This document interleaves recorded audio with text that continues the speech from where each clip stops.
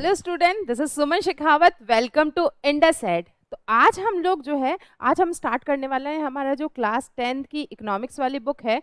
उसके अंदर एक हमारे पास चैप्टर है, वो है फेडरलिज्म। उसको आज हम लोग जो है बहुत इजी वे में और फटाफट वाला जो है, बोलते हैं ना अभी रिवीजन टाइम है, उसके लिए हम उसको पढ़ने वाले हैं। ठीक है, तो आप आज हम जो ये चैप्टर स्टार्ट करने वाले हैं, तो उसके अंदर हम लोग आज पूरे चैप्टर के अंदर क्या क्या पढ़ेंगे वो हम लोग यहाँ पे पहले चीज़ें देख लेते हैं। पहली चीज़ हम पढ़ेंगे फेडरलिज्म आखिर होता क्या है। तो फेडरलिज्म की पूरी डेफिनेशन वगैरह है वो हम इस पूरे चैप्टर में समझेंगे आज। फिर उसके बाद में जो फीचर्स क्या हैं फेडरलिज्म के वो हम समझेंगे। फिर उसके बाद में हम देखेंगे कि फेडरलिज्म किस तरीके से जो है इंडिया में प्रैक्टिस किया जा रहा है। फिर उसके बाद हम लोग बात करेंगे कि किस तरीके से जो है यहाँ पे हम लोग बात करें इंडियन जो फेडरलिज्म है वहाँ पे क्या क्या चीज़ें होती है, वो सारी की सारी चीज़ें देखेंगे। डिसेंट्रलाइजेशन जो पार्ट्स का हो रखा है वो हम लोग देखेंगे किस किस लेवल पे हो रखा है, ये चीज़ें देखेंगे। फिर हम देखेंगे फीचर्स ऑफ फेडरलिज्म के बाद में जो है हमने कि होल्डिंग टुगेदर और कमिंग टुगेदर फेडरलिज्म क्या होता है। फिर उसके बाद में हम देखेंगे कि जो हमारे कंट्री है वो कौन कौन से उस पर जो हमने कहा कि जो स्टेट्स बने हुए हैं किस किस बेसिस पे, तो हमने कहा लिंग्विस्टिक बेसिस पे हमारे स्टेट्स बने हुए हैं, लैंग्वेज की बहुत सारी पॉलिसीज़ बनी हुई है, और आखिर में हम देखेंगे सेंटर और स्टेट के रिलेशनशिप कैसे, क्या अच्छे रिलेशन है या नहीं है। फिर हम लोग जो है आगे फीचर्स में यहाँ पे देखेंगे कि कुछ स्टेट जो हमारे स्टेट्स हैं उनको हमने कुछ स्पेशल स्टेटस दे रखे हैं, हमने उनको स्पेशल पार्ट्स दे रखे हैं, उनके बारे में हम डिस्कस करेंगे। बायलैटरल डिस्कशन के बारे में बात करेंगे, और साथ ही साथ हम हमारे इंडिया की इंडिपेंडेंट जुडिशरी के बारे में भी बात करेंगे। तो ये पूरा का पूरा जो है हमारा इस चैप्टर का बेस रहेगा यहाँ पे। फिर उसके बाद में हम लोग देखेंगे कि आगे जो है कि लोकल लेवल पे जो थर्ड टीयर जो हमारे इंडिया में बना था उसमें कॉन्स्टिट्यूशनल अमेंडमेंट हुआ था, तो वो हमें आगे पढ़ने वाले हैं। लोकल सेल्फ गवर्नमेंट जो है कौन कौन से पार्ट्स में डिवाइड है, जैसे अर्बन लेवल पे और रूरल लेवल पे। तो ये पूरा का पूरा जो है हम आज इस क्लास में पूरी पूरी चीज़ें जो है क्लैरिटी से साथ समझने वाले हैं। तो चलिए स्टार्ट करते हैं हमारे फर्स्ट टॉपिक के साथ, वो है फेडरलिज्म की डेफिनेशन कि आखिर फेडरलिज्म होता क्या है। तो हम लोग जब फेडरलिज्म को बहुत इजी वे में जब हम बात करते हैं तो फेडरलिज्म का मतलब होता है जब पावर शेयरिंग जो है डिफरेंट लेवल्स पे होती है, यानी किसी एक जो है हमने कहा सेंटर के पास में ही पावर्स नहीं है, हमने कहा हमने उन पावर्स को आगे भी डिस्ट्रीब्यूट किया है। तो हमने कहा जब डिफरेंट लेवल्स के ऊपर पावर शेयरिंग होती है उसको हम क्या कहते हैं, वो होता है हमारा फेडरलिज्म। ठीक है, अब ये भी होता है कि फेडरलिज्म की जरूरत क्यों पड़ी है। ठीक है, पहला चीज हम लोग इसमें समझ लेते हैं कि federalism is a system of government in which the power to govern the country is shared between the central authority and the various constituencies of the countries. ठीक है, अब हमने कहा कि फेडरलिज्म की जो एक सिस्टम है,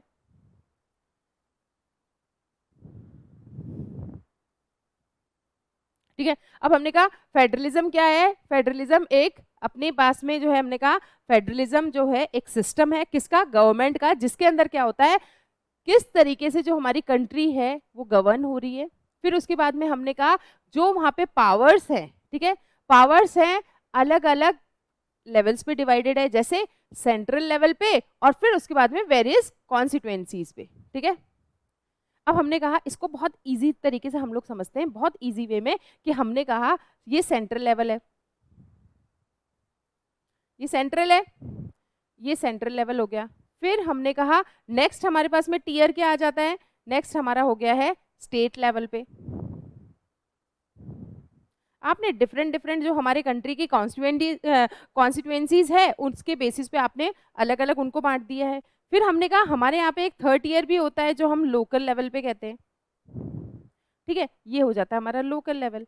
तो कई जगह पे ये आपको मिलता है, कई जगह पे ये भी नहीं मिलता है, कई जगह केवल सेंटर के पास पावर्स होती है। ठीक है, फिर हमने कहा हमारे यहाँ पे जो है हमने कहा फेडरलिज्म जो है प्रैक्टिस करना बहुत अच्छी बात होती है। क्यों होती है कि कारण ये रहता है कि अगर मान लो सेंटर के पास में ही पावर है तो सेंटर को पता कैसे चलेगा कि अलग अलग स्टेट्स में क्या हो रहा है, क्या वहाँ की नीड्स है, कैसे उनको फुलफिल करना है। तो इस तरीके से अगर डिसेंट्रलाइजेशन होता है पार्ट्स का तो उसके बाद में क्या हुआ, हर लेवल पे हम हर एक प्रॉब्लम का सोल्यूशन ढूंढ पाते हैं। तो फेडरलिज्म का सीधा सीधा मतलब ये हो जाता है कि जहाँ पे पावर जो है डिफरेंट लेवल्स के अंदर डिवाइड होती है वो होता है फेडरलिज्म। तो पहली चीज हमारी क्लियर हो गई, फेडरलिज्म एक सिस्टम है गवर्नमेंट का जिसके अंदर पावर जो होती है वो डिफरेंट लेवल्स पे डिवाइड होती है। पहला सेंट्रल लेवल पे एंड सेकेंड जो है डिफरेंट कॉन्स्टिट्यूएंसीज है, जैसे हमारे यहाँ पे स्टेट्स है उनके बेसिस पे। ठीक है, आगे हम लोग कहते हैं कि मेनली जो है दो तरह के इसमें डिवाइड होती है गवर्नमेंट। कौन कौन सी होती है, एक सेंट्रल गवर्नमेंट होती है, हमने बात कर ली इसके बारे में, जैसे हमारे दिल्ली के अंदर हमारे जो प्राइम मिनिस्टर हैं वो हैं यहाँ पे। फिर हमने कहा फिर दूसरा कौन सा होता है, जो क्या करते हैं, ये सेंट्रल लेवल वाले हैं, यानी कि ये पूरी कंट्री से कनेक्टेड। इसमें कौन कौन से मुद्दे लिए जाएंगे, पूरी कंट्री से कनेक्टेड है हमारे, ठीक है, ऐसे मुद्दे यहाँ पे उठाए जाएंगे। फिर हम लोग आगे की तरफ बात करते हैं। फिर हमने कहा ये पूरा कॉमन होता है, ऐसी चीजें होती है जिस पूरे हमारे नेशन से रिलेटेड सारी बातें होती है, जैसे सिक्योरिटी होती है, जैसे हमने कहा हमारी इंडियन इकोनॉमी है, उन सब चीजों को हम लोग यहाँ पे जो है यहाँ पे किए जाते हैं। तो यानी कि सेंट्रल गवर्नमेंट के पास में कौन कौन सी पावर्स होती हैं, जहाँ पे ऐसे मुद्दे जो नेशनल सेंटिमेंट से या नेशनल इंटरेस्ट से रिलेट होते हैं, वो सारे मुद्दे किसमें आते हैं, वो आते हैं हमारी सेंट्रल गवर्नमेंट के अंदर, ठीक है। जैसे सिक्योरिटी हो गई, इकोनॉमी हो गई, ये सारे के सारे टॉपिक्स किसके अंदर आएंगे, ये किसके अंदर आएंगे, सेंट्रल गवर्नमेंट के अंदर। सेकंड जो हम बात करते हैं, सेकंड क्लासिफिकेशन क्या है हमारा, स्टेट के फॉर्म में। अलग अलग स्टेट्स हैं, सबकी अलग अलग जो है ज़रूरतें होती है, तो उसके अकॉर्डिंग जो हमने कहा जो सेकंड हमारा है वो स्टेट या प्रोविंशियल लेवल गवर्नमेंट होती है, जिसके अंदर हम लोग बात करते हैं कि वहाँ के जो डेली जो चीज़ें ज़रूरत होती है उनके अकॉर्डिंग जो लॉज बनाने हैं, वहाँ पे कि स्पेसिफिक हम स्टेट के बारे में बात कर रहे हैं। जैसे राजस्थान स्टेट है तो राजस्थान स्टेट की गवर्नमेंट केवल राजस्थान के मुद्दों के और वहाँ पे रोज होने वाली चीज़ों के बारे में जो है लॉज वगैरह बनाएगी। यूपी गवर्नमेंट वहाँ के लिए बनाएगी। तो इस तरीके से क्या होता है, वहाँ पे रहने वाले सभी लोगों की ज़रूरतों के अकॉर्डिंग जो है लॉज कौन बनाएगा, वो बनाएगा स्टेट, ठीक है। सेंट्रल गवर्नमेंट सेंटर में बैठा बैठा पूरी कंट्री के लिए जो है लॉज बनाएगा, बट हमने कहा स्टेट जो है स्पेसिफिक जो वहाँ के लोग रहने वाले हैं उनकी नीड्स और उनकी जो है ज़रूरतों के अकॉर्डिंग क्या करेगा, लॉज बनाएगा, ठीक है। चीज़ें समझ में आ रही है हमारे। अब हमने कहा अब जो है हर एक province, province means state, state के पास में अपने खुद के सेट ऑफ लॉज होते हैं कि वहाँ की जो है मतलब आप हर चीज़ के क्लाइमेटिक सिचुएशंस अलग होती है, रिसोर्सेज अलग होते हैं, वहाँ के रहने वाले लोगों की सब चीज़ें अलग होती है। तो इसलिए क्या होता है, उनका खुद का एक सेट ऑफ लॉज होता है कि उनको किस तरीके से काम करना है। तो ये चीज़ें होती हैं यहाँ पे। फेडरलिज्म में हमने कहा इनके पास में पावर्स हैं, यहाँ पे सेंटर के पास में पावर है, ठीक है, सेंटर के पास पावर है। ये सेंटर क्या करता है, कुछ पावर किसको दे दी जाती है, यहाँ पे स्टेट को दे दी जाती है। फिर जो है यहाँ पे जो स्टेट अपने लेवल पे वहाँ पे जैसी ज़रूरत है उसके अकॉर्डिंग लॉज वहाँ पे बनाता है, ठीक है। इतनी पावर्स उनको दे दी जाती है और बार बार जो सेंटर है वो कभी भी जो है स्टेट के मैटर्स में ज़्यादा जो है इंटरफेयर नहीं करता है। आगे हम लोग चलते हैं।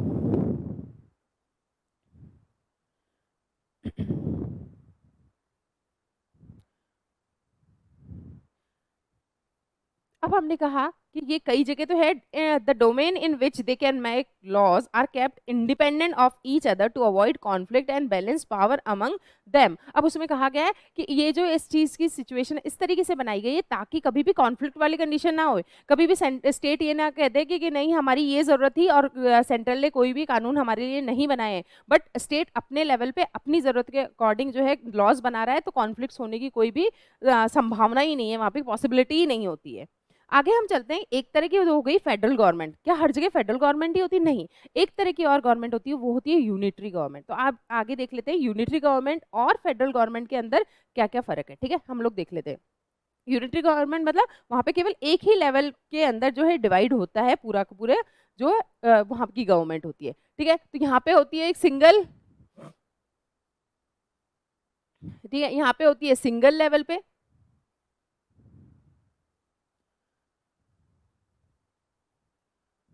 ठीक है, यहाँ पे होती है सिंगल लेवल पे, और यहाँ पे होगी 2 और मोर लेवल्स के ऊपर। यहाँ पे केवल सिंगल लेवल, केवल यहाँ पे क्या होगी, केवल सेंट्रल गवर्नमेंट होगी। सारी पावर्स किसके पास होगी, सेंट्रल के पास होगी। वो जो है जो चाहे डिसीजन वो ले सकता है, किसको कितना जो है बजट देना है, वो सारे की सारी चीज़ें किसके हाथ में होगी, सेंट्रल के हाथ में होगी।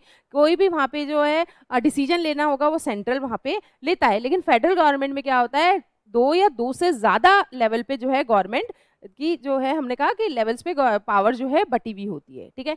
और इनके पास में इंडिपेंडेंट पावर होती है, ध्यान रख लेना। यानी कि सेंट्रल जो है उसकी अपनी पावर्स है, हमने कहा जो हमारा स्टेट है उसकी अपनी खुद की पावर्स है। ये इसके और इसके बीच में है ना, कभी भी ऐसा नहीं हो सकता कि सेंट्रल डोमिनेट करना स्टार्ट कर दे कि नहीं तुम्हें हमारे कहे अनुसार ही स्टेट में ये लॉज बनाने, नहीं ऐसा नहीं। इसकी सेंट्रल की अपनी इंडिपेंडेंट पावर्स है और स्टेट की अपनी इंडिपेंडेंट पावर्स है। बट यूनिटरी गवर्नमेंट में क्या होता है, सिर्फ सेंट्रल के पास में ही पावर्स होती है और वहां पे जो है प्रोविंसेस के पास में कोई भी पावर नहीं होती है, ठीक है। अब हमने कहा, जब मैंने कहा सारी पावर सेंट्रल के पास में है, तो वो कभी भी जो प्रोविंशियल गवर्नमेंट हो सकती है, जो स्टेट गवर्नमेंट होती है, उन सबको जब चाहे जो वो ऑर्डर कर सकता है कि, और वो ऑर्डर उनको फॉलो करना पड़ेगा क्योंकि उनकी सेंट्रल गवर्नमेंट ने बोला है, और जो यहाँ पे प्रोविंशियल लेवल पे उनके पास में किसी भी तरह का कोई पावर नहीं है। तो इस तरह की पावर शेयरिंग में हम लोग देखते हैं, इस तरह की जो पावर है सिर्फ एक ही गवर्नमेंट के अंदर, एक ही लेवल के अंदर पूरी की पूरी होती है। तो यहाँ पे जो सेंट्रल गवर्नमेंट है वो प्रोविंशियल गवर्नमेंट को कुछ भी करने के ऑर्डर्स दे सकती है, ठीक है। लेकिन जब हम फेडरल गवर्नमेंट की तरफ चलते हैं, यहाँ पे जो है सेंट्रल गवर्नमेंट स्टेट को कुछ भी कहने के ऑर्डर्स नहीं दे सकती, कुछ भी करने के ऑर्डर्स नहीं दे सकती है, क्योंकि इन दोनों की पावर्स इंडिपेंडेंट है, ना वो इस पे डिपेंडेंट है ना ही वो उस पे डिपेंडेंट है। तो ठीक है, क्लियर हो गई। सिंगल लेवल गवर्नमेंट, टू और मोर लेवल्स ऑफ गवर्नमेंट। फिर मैंने कहा सेंट्रल गवर्नमेंट जो है ऑर्डर कर सकती है प्रोविंशियल गवर्नमेंट को कुछ भी करने के लिए, बट यहाँ पे जो है सेंट्रल गवर्नमेंट प्रोविंशियल गवर्नमेंट को कभी भी फोर्स नहीं कर सकती है कि उनको ये करना ही पड़ेगा, ठीक है। आगे मैंने कहा the supreme is the central, ये ऑब्वियस है कि एक ही लेवल है तो सेंट्रल गवर्नमेंट ही क्या होगी, सुप्रीम होगी यहाँ पे। और जो सारे के सारे जो भी डिसीजन होते हैं, जो एडमिनिस्ट्रेटिव जो चीजें होती है, सारी की सारी किसके अंदर सारी की सारी है, वो सेंट्रल गवर्नमेंट के पास है। And the administrative divisions exercise only powers that the central government has given. और जो प्रोविंशियल लेवल पे जो है, या हमने कहा जो आगे एडमिनिस्ट्रेटिव जो डिविजन्स हैं, वो केवल वही पावर्स यूज कर सकते हैं जो उनको सेंट्रल पावर दे देगी, बाकी और कोई भी पावर्स इनके पास में नहीं होती है जो इन्होंने दी है। मतलब ऐसा कहीं पे लिखा हुआ नहीं है कि सेंट्रल पावर इनको ये पावर्स देगी ही देगी, ठीक है। लेकिन जो फेडरल गवर्नमेंट होती है उसमें हमारे कॉन्स्टिट्यूशन में क्लियरली मेंशन होता है कि स्टेट को जो है सेंट्रल पावर्स देगा ही देगा, ठीक है। The provincial government is not answerable to the central government. कहीं पे भी किसी क्वेश्चन को लेकर जो है प्रोविंशियल गवर्नमेंट आंसरेबल नहीं है सेंट्रल गवर्नमेंट को, क्योंकि वो अपने आप में इंडिपेंडेंट है, वो अपने आप में इंडिपेंडेंट है, जो उनको करना है वो करते हैं, इनको जो करना है ये कर रहे हैं, तो आंसरेबल वाली कोई क्वेश्चन नहीं होती है। अब यहाँ कहा गया है जो सेंट्रल गवर्नमेंट है और प्रोविंशियल गवर्नमेंट है वो सिर्फ किसके लिए आंसरेबल है, वो एक दूसरे के लिए नहीं है, बट वो किसको, पब्लिक के लिए आंसरेबल है। पब्लिक के लिए उनको कुछ काम ऐसे करने, पब्लिक अगर क्वेश्चनिंग करती है तो उनको आंसर देना पड़ेगा सेंट्रल गवर्नमेंट को भी और प्लस प्रोविंशियल गवर्नमेंट को, बट आपस में इन लोग एक दूसरे के प्रति आंसरेबल बिल्कुल भी नहीं है, ठीक है। यहाँ तक की क्लैरिटी हो गई है। तो difference between unitary system and the federal system I think आपको क्लियर हो गया होगा।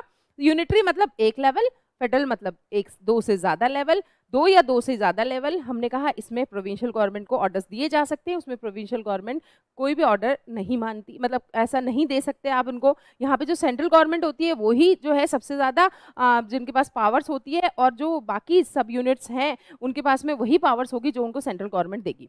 बट यहाँ पे क्या है, दोनों की इंडिपेंडेंट है, कोई किसी को फोर्स नहीं कर सकता, आंसरेबल नहीं है, बस पब्लिक के टुवर्ड्स वो आंसरेबल होते हैं, ठीक है। अब हमने कहा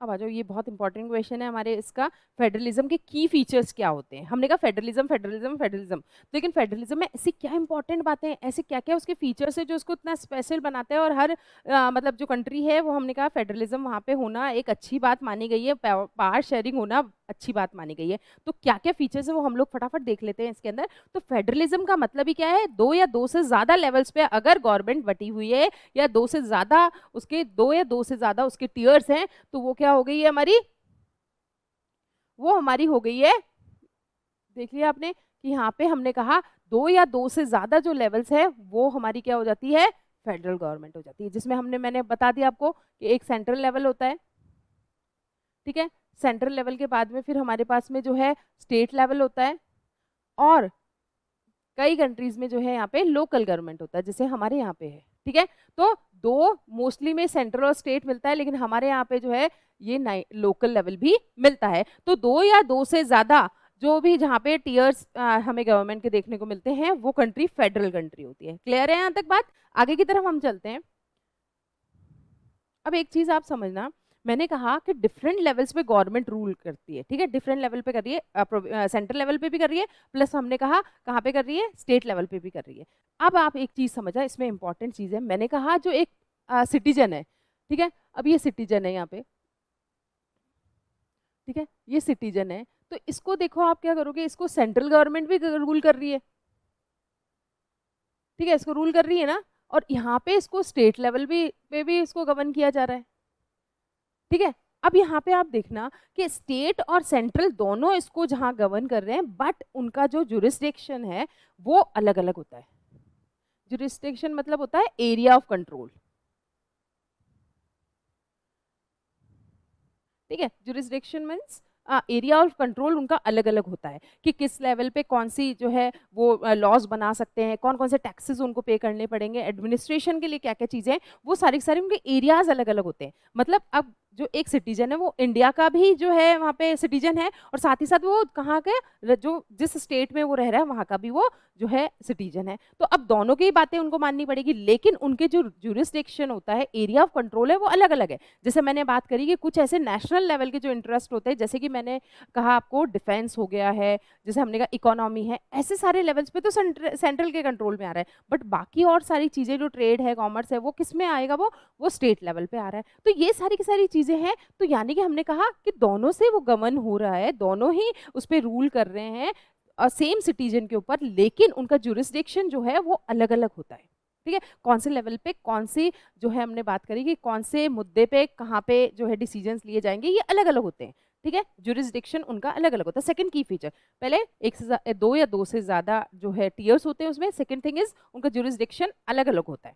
नेक्स्ट हमने बात करी है the jurisdictions of various levels of government are defined by the constitution. अब देखो एरिया ऑफ कंट्रोल जो मैं बता रही हूँ ना, ये जो है क्लियरली मेंशन है हमारे कॉन्स्टिट्यूशन के अंदर कि सेंट्रल के पास में क्या क्या पावर्स रहेंगी, क्या क्या पावर्स जो है हमारे स्टेट के पास में रहेगी, तो क्लियरली मेंशन है वहाँ पे, लड़ाई झगड़े वाला नहीं है कि नहीं ये एरिया तो मेरा है, इस पे तो मैं लॉज बनाऊंगा, या ये एग्जीक्यूटिव एरिया मेरा है, तो इस तरीके से ऐसा नहीं होगा। और हमारे जो क्लियरली कॉन्स्टिट्यूशन में सब बातें लिखी हुई है, तो वहाँ से क्या होता है, सारी चीज़ें हैं वहाँ से देखी जाती है, फिर उसके अकॉर्डिंग गवर्नमेंट बनती है, फिर उसके अकॉर्डिंग जो है प्रैक्टिसेस वहाँ पे होती है। तो मैंने कहा the jurisdictions of various levels means अलग अलग लेवल पे, सेंट्रल हो गया हमारा, फिर हमने कहा स्टेट हो गया, अगर लोकल लेवल है तो लोकल लेवल भी हो गया, are defined by the constitution. Clearly mention है वहां पे कि क्या क्या पावर्स स्टेट के पास होगी क्या, और सेंट्रल के पास कौन कौन सी पावर। अब देखना ये चीज़ है, अगर मान लो कि ऐसे स्टेट कहते हैं कि नहीं मैं ये पावर स्टेट मतलब सॉरी सेंटर कहते हैं मैं ये पावर स्टेट को नहीं दूंगा, बट वो ऐसा नहीं कर सकता, क्योंकि कॉन्स्टिट्यूशन में सब बातें क्लियरली लिखी है और उनको वो बातें माननी पड़ेगी क्योंकि सर्वे सर्वा हमारे लिए तो कॉन्स्टिट्यूशन ही है। guarantee their existence authority so that they can't intrude into each other's domain। अब ये भी है कि अब क्लियरली वहां पे लिखा है भाई तुम इससे आगे तुम नहीं बढ़ सकते हो, तो अब ऐसा होगा कि कॉन्स्टिट्यूशन में जब चीजें लिखी हुई है तो कभी भी स्टेट जो है ऐसे मुद्दों में नहीं पड़ेगा जहाँ पे सेंट्रल की एरिया है, और जहाँ पे मतलब जो सेंट्रल है वो नहीं आएगा कभी स्टेट के मुद्दों पे। तो इनके बीच में कभी कॉन्फ्लिक्ट होने की या मतलब हम लोग देखेंगे ना लड़ाई झगड़े वाले इश्यूज नहीं होते कि इनके बीच में डिस्प्यूट्स हो रहे हैं, ऐसा कुछ भी चीजें नहीं देखने को मिलेगी क्योंकि कॉन्स्टिट्यूशन में मेंशन किया हुआ है। आगे की तरफ हम चलते हैं। अब मैंने कहा फंडामेंटल जो प्रोविजंस हैं वो जो है सेंट्रल पावर्स चेंज नहीं कर सकती है, अकेली जो है ऐसा नहीं हो सकता कि सेंट्रल पावर है तो वो कोई भी ऐसे फंडामेंटल जो प्रोविजंस वहाँ पे दिए हुए हैं कॉन्स्टिट्यूशन में उनको चेंज कर सकती है, नहीं। उसके लिए क्या करना पड़ेगा, उनको पूरा एक सिस्टम फॉलो करना पड़ता है। उसमें क्या करना पड़ता है, सेंट्रल गवर्नमेंट को अगर कोई लॉ पास करना है या कोई चेंजेस लाने हैं तो उनको क्या करना पड़ेगा, स्टेट से भी जो स्टेट गवर्नमेंट है उनके साथ भी डिस्कशन करना पड़ेगा, ठीक है, उनका अप्रूवल भी उनको लेना पड़ेगा। ऐसा नहीं है कि वो अपने आप से जो है सारी चीज़ें कर रखे, क्योंकि फेडरलिज्म का एक की फीचर है कि अगर कोई फंडामेंटल प्रोविजन चेंज होगा तो उसमें इसका जो है हमारी स्टेट गवर्नमेंट है उसका भी अप्रूवल होना बहुत ज़रूरत है। तो central government can't change fundamental provisions of the constitution specially those which are related to federalism as per its description, such changes required the assent of state government. तो हमने कहा अपनी मर्जी से चीज़ें चेंज नहीं हो सकती, उसमें स्टेट कुछ ऐसे मुद्दे होते हैं जो फेडरलिज्म से रिलेटेड है, उनके अंदर स्टेट गवर्नमेंट की भी हमें डिस्कशन चाहिए होता है, ठीक है, डिस्कशन चाहिए होगा, अप्रूवल चाहिएगा, दोनों चीज़ें होगी।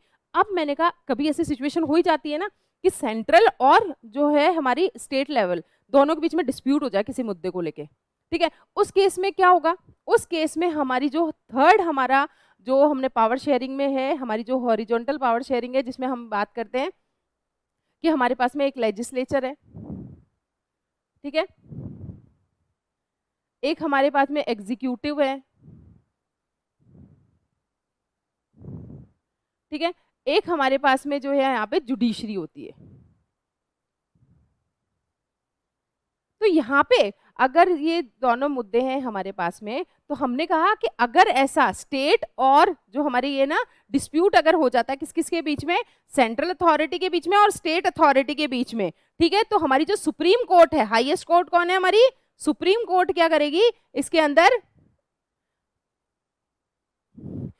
अंदर जो इंटरप्ट करेगी और फिर देखेगी चीजें, फिर उसके बाद में मैच करेगी कि भाई कॉन्स्टिट्यूशन में इससे रिलेटेड क्या चीज दे रखी है, और फिर उसके बाद में अपना डिसीजन देती है। तो इसके मतलब ये हुआ कि अगर ऐसी सिचुएशन आ भी जाए, वैसे तो सारी सब चीजें बिल्कुल क्लियर है, क्रिस्टल क्लियर है कि किसकी क्या क्या अथॉरिटीज है, किस किसके पास में क्या पावर्स है, बट इन केस अगर कभी ऐसे आ जाती है कि सेंट्रल और जो स्टेट लेवल है दोनों के बीच में डिस्प्यूट वाली कंडीशन हो गई है, उस केस में क्या है, सुप्रीम पावर का रोल जो है इंपॉर्टेंट हो जाता है, वो वहां पे इंटरप्ट करता है और जो है फिर कॉन्स्टिट्यूशन के अकॉर्डिंग अपने डिसीजन बताता है। और एंड में क्या है, सुप्रीम कोर्ट की बात जो है दोनों को ही माननी पड़ती है, चाहे वो सेंट्रल लेवल हो चाहे वो स्टेट लेवल हो। क्लियर? आगे तरफ हम चलते हैं। Both central and state authority has defined sources of taxes to ensure the financially autonomy for smooth, फिर हम लोग आगे देखें स्मूथ फंक्शनिंग। अब चीजें देखना कि हमने कहा, अब देखो सारी चीजें उनके लॉ हमने बता दी, आपके पास ये पावर्स हैं, आप अब इन इन एरिया पे आप कंट्रोल कर सकते हो, सब चीजें हमने बता दी, लेकिन आपको फाइनेंशियली भी तो आपको पूरी स्मूथ फंक्शनिंग के लिए पैसा भी तो चाहिएगा ना, तो उसके लिए आप टैक्सेस कहाँ से लोगे? अब जैसे हमने कहा इनकम टैक्स भी होते हैं, फाइन्स भी होते हैं, टोल टैक्सेस भी होते हैं, इंपोर्ट एक्सपोर्ट टैक्सेस भी होते हैं, बहुत सारे टैक्सेस होते हैं। तो ये भी क्लियरली वहाँ मेंशन है कि स्टेट किस तरह के जो है टैक्सेस इंपोज कर सकता है और सेंट्रल किस तरह के टैक्सेस इंपोज कर सकता है, ये भी चीजें वहाँ पे क्लियरली डिफाइंड है यहाँ पे। ठीक है, तो both central and state authority has defined sources of taxes to ensure financial autonomy for smooth functioning. ठीक है, ये चीजें हमारे यहाँ पे क्लियर हो गई। तो हमने जो है यहाँ पे पॉइंट समझ लिए हैं सारे, दो या दो से ज़्यादा लेवल की गवर्नमेंट, फिर उसके बाद में डिफरेंट जुरिस्डिकेशन होता है, फिर उसके बाद में जो क्लियरली कॉन्स्टिट्यूशन में मेंशन है, फिर उसके बाद में है सेंट्रल गवर्नमेंट अपने आप में कोई भी फंडामेंटल चेंजेस नहीं कर सकता है। फिर हमने आगे बात करी अगर सेंट्रल और स्टेट के बीच में कोई डिस्प्यूट हो भी जाता है तो उस केस में जो है सुप्रीम कोर्ट जो है इंटरप्ट करता है और जो है उनके फाइनेंशियल उनके लिए भी जो है क्लियरली वहाँ पे डिफाइंड है कि कौन कौन से टैक्सेस कौन इम्पोज कर सकता है, चाहे वो स्टेट हो चाहे सेंट्रल हो।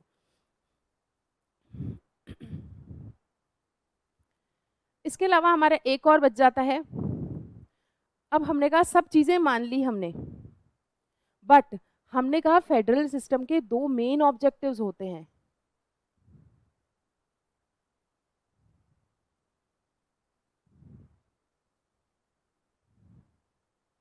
ठीक है, टू ऑब्जेक्टिव्स होते हैं इसमें।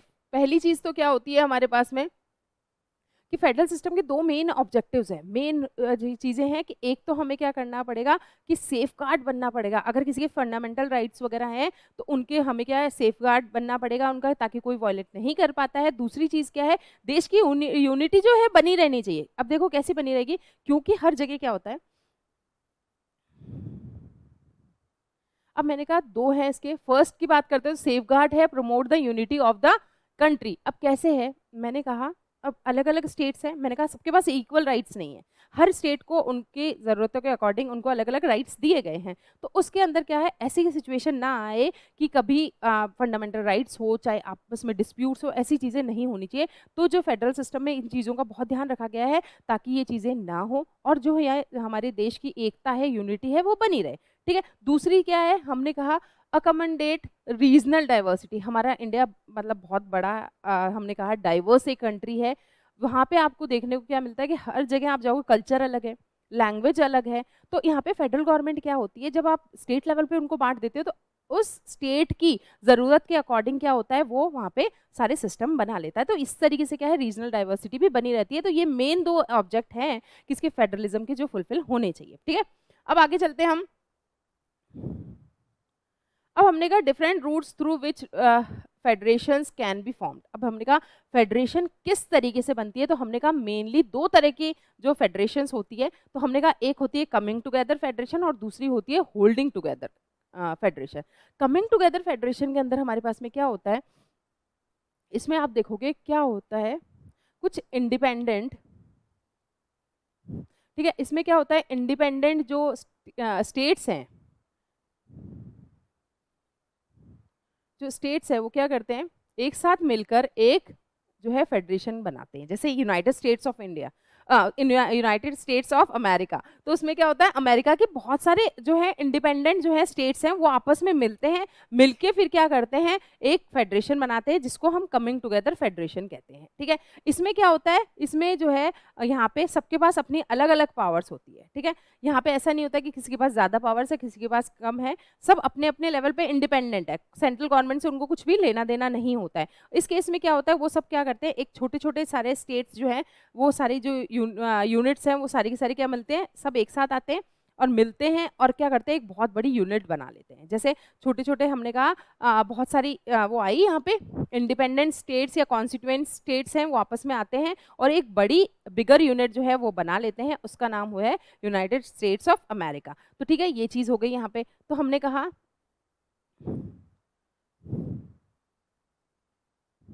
अब हमने कहा स्मॉल इंडिपेंडेंट यूनिट्स, अब दो तीन चीजें ध्यान रखनी है। इसमें क्या है, स्मॉल इंडिपेंडेंट यूनिट्स है,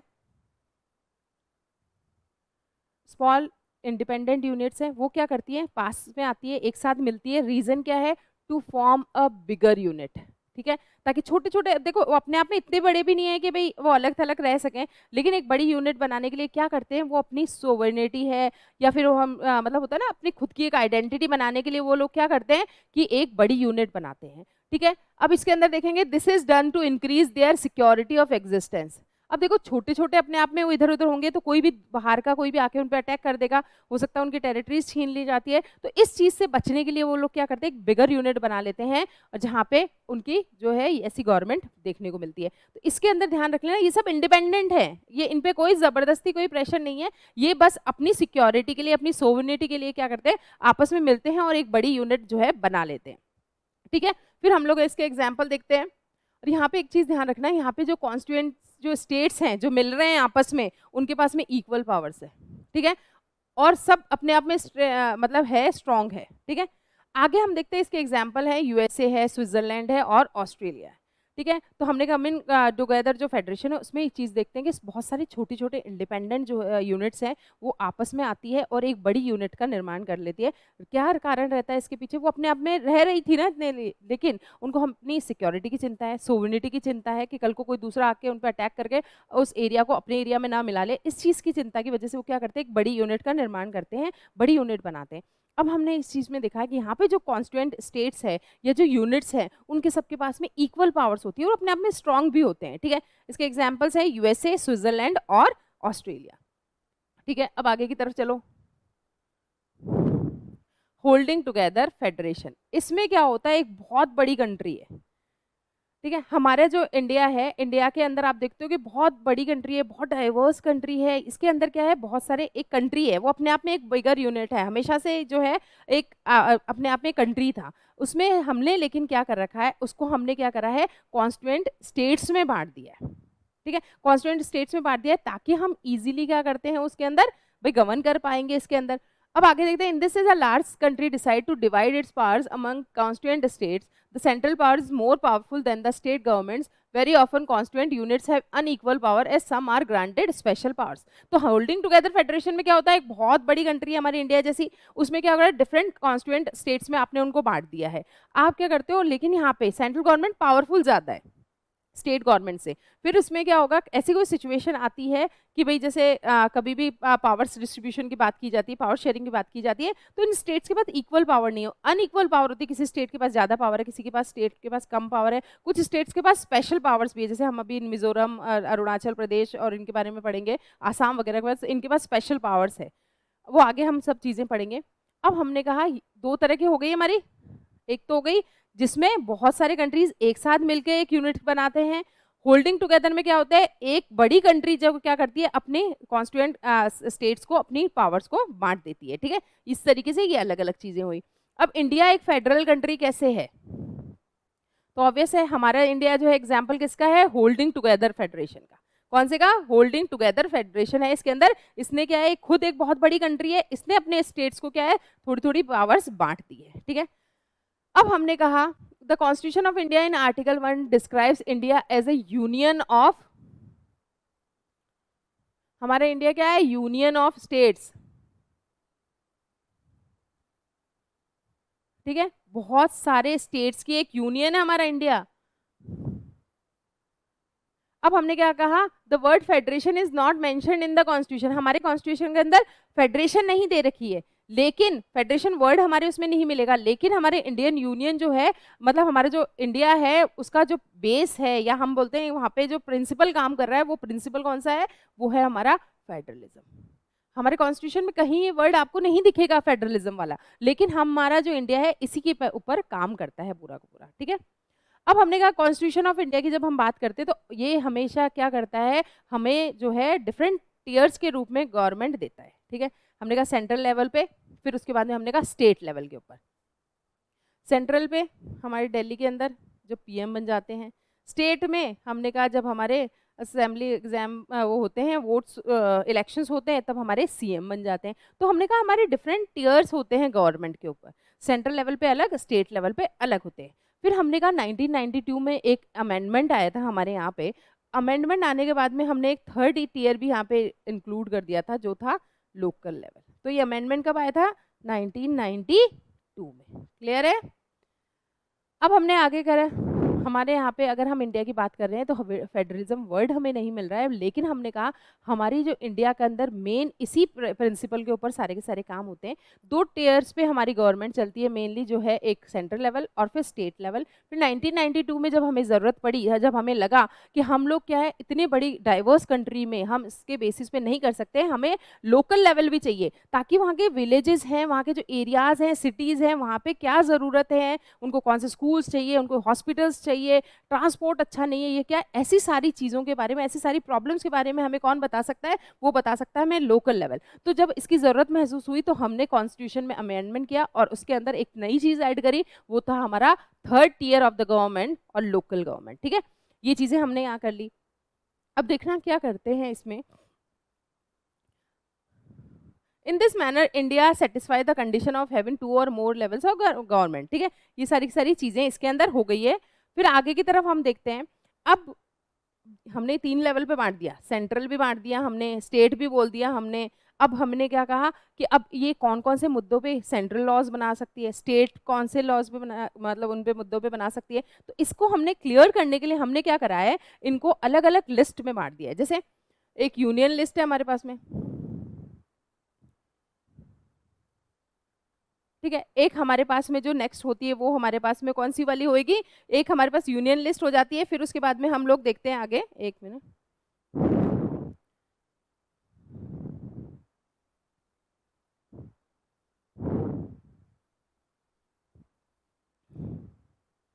तो इन लिस्ट के अकॉर्डिंग अगर हम चलते हैं तो हम लोग इसमें चीज़ें देखेंगे कि क्या है और क्या नहीं है। तो हमने कहा, इस आप डायग्राम को देख रहे हैं तो इसमें आपको दिखाई दे रहा है एक यूनियन लिस्ट होती है, एक स्टेट लिस्ट होती है और एक कॉन्करेंट लिस्ट होती है।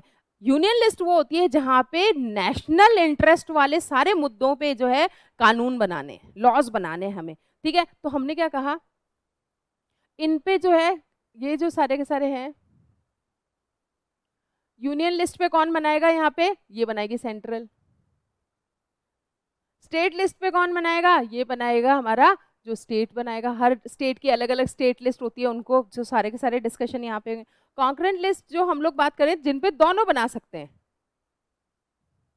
ठीक है। इसमें स्टेट भी बना सकता है और इसके अंदर जो है सेंट्रल भी बना सकता है, ठीक। अब ये सबसे बड़ा है कि ये भाई 3 लिस्ट हमने बना दी कि भाई कल को ये नहीं कहेगा इस मुद्दे पे कौन डिस्कशन करेगा, इस पे जो है लॉस कौन बनाएगा। फिर इसका तो इसमें सीधा सीधा क्लियर एक्सप्लेनेशन के लिए हमने यूनियन लिस्ट, स्टेट लिस्ट और कॉन्करेंट लिस्ट बना दी है। यूनियन लिस्ट में सारे के सारे ऐसे मुद्दों को लिया जाएगा जिन पे नेशनल इंटरेस्ट, यानी कि सारे सिटीजन्स के लिए हो। तो जैसे डिफेंस हो गई है, हमने कहा इकोनॉमी हो गई, ये सारी की सारी चीजें किसमें आएगी, वो इसमें आएगी। अब हमने कहा अब यहाँ पे क्या है, एक चीज़ें पूरी कंट्री में हमें एक जैसा लॉ बनाना है अगर किसी चीज़ को लेकर, तो वो जो है सारा सारा कौन बनाएगी, सेंट्रल लेवल बनाएगी, जो यूनियन लिस्ट के अंदर आते हैं। फिर हमने कहा इसमें एग्जाम्पल, ये थोड़ा सा क्या होता है, इसके एग्जाम में क्वेश्चन आते हैं। आपको क्या है, कुछ वहाँ पे जो है एरियाज दे दिए जाएंगे, फिर उसमें आपको बताया जाएगा कि यूनियन लिस्ट है, स्टेट लिस्ट है, या कौन इस पे बनाएगा, तो आपको एग्जाम्पल्स ध्यान रखने हैं। तो मैंने कहा सारे ऐसी चीज़ें जो हमारे नेशनल इंटरेस्ट से रिलेटेड है, उन सब मुद्दों पे कौन बनाने वाला है, उन पे बनाएगा हमारा सेंटर। ठीक है, इसमें जैसे कि हमने देख लिया डिफेंस हो गया, फॉरेन अफेयर्स हो गए, बैंकिंग हो गया, कम्युनिकेशन हो गया, इन सब पे कौन मुद्दे पे कौन बनाएगा, ये यूनियन लिस्ट के सारे सब्जेक्ट्स हैं, और इनके ऊपर जो है सेंट्रल हमेशा बनाती है कानून। तो हमने कहा यूनियन लिस्ट जिसपे हमारी जो सेंट्रल गवर्नमेंट लॉज बनाती है। अगर हम एरियाज की बात करें जो भी डिफेंस से रिलेटेड है, हमने कहा बाहर के किसी कंट्री के साथ में हमें कोई डील साइन करनी है, या हमारी जो हम बात करते हैं बैंकिंग वगैरह है, कम्युनिकेशन वगैरह, ये सारी चीज़ें हमने किस में डाल दी है, यूनियन लिस्ट के अंदर डाल दी है। ठीक है, अब हमने कहा only the central government can make laws on the subjects mentioned in the list, और केवल वहाँ पे कौन इन मुद्दों पे कौन बना सकता है कानून, वो है हमारी सेंट्रल गवर्नमेंट। इसी तरह हम स्टेट लिस्ट की तरफ जाते हैं तो वहाँ पे सारे के सारे ऐसे मुद्दे होते हैं जो वहाँ की उस स्टेट की रिक्वायरमेंट्स होती है, तो वो वहाँ पे वो अपने हिसाब से बनाएंगे। जैसे लोकल और प्रोविंशियल इंपॉर्टेंस वाली चीज़ें, जिसमें पुलिस है वहाँ की, कि पुलिस किस तरह से काम करेगी, वहाँ पर ट्रेड एंड कॉमर्स किस तरीके का होगा, ये चीज़ें हैं, और एग्रीकल्चर, इन सब मुद्दों पे कौन, स्टेट जो है यहाँ पे लॉस बनाएगा।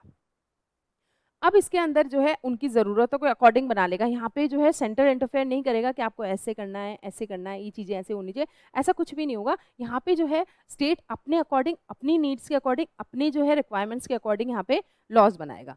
अब लास्ट बचता है हमारे पास में हमारी कॉन्करेंट लिस्ट। अब ऐसे मुद्दे जो दोनों के एरियाज में आते हैं वो कौन से होते हैं, कॉन्करेंट जो हमारी लिस्ट होती है उसके अंदर आते हैं।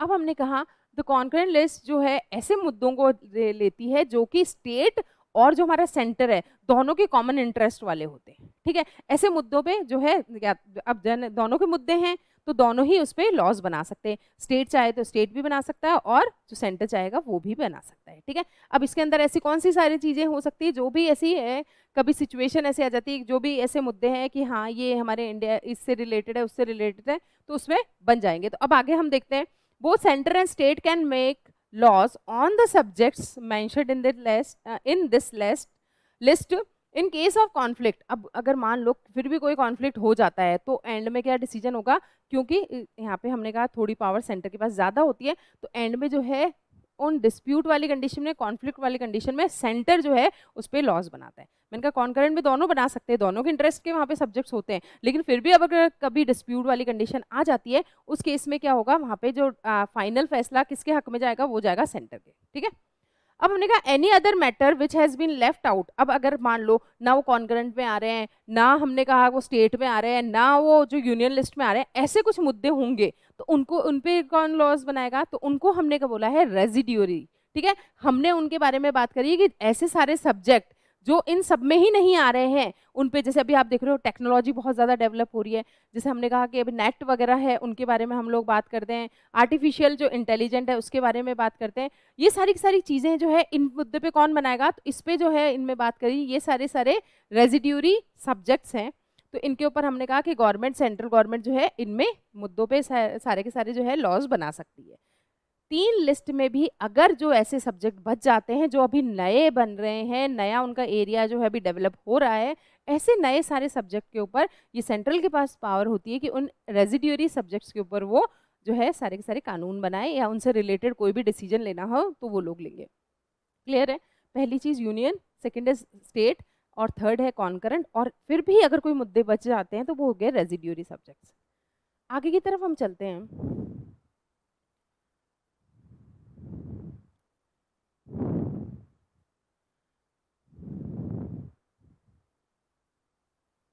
अब हमने कहा कि हमारे जो ये होल्डिंग टुगेदर हमारा जो ये है होल्डिंग टुगेदर फेडरेशन होता है, जैसे हमारे इंडिया के अंदर है, तो वहाँ पे कुछ स्टेट्स को कुछ स्पेशल पावर्स दी होती है, जो 371 है हमारा, उसके उसमें दी हुई होती है। थ्री, ये हमारा है आर्टिकल नंबर,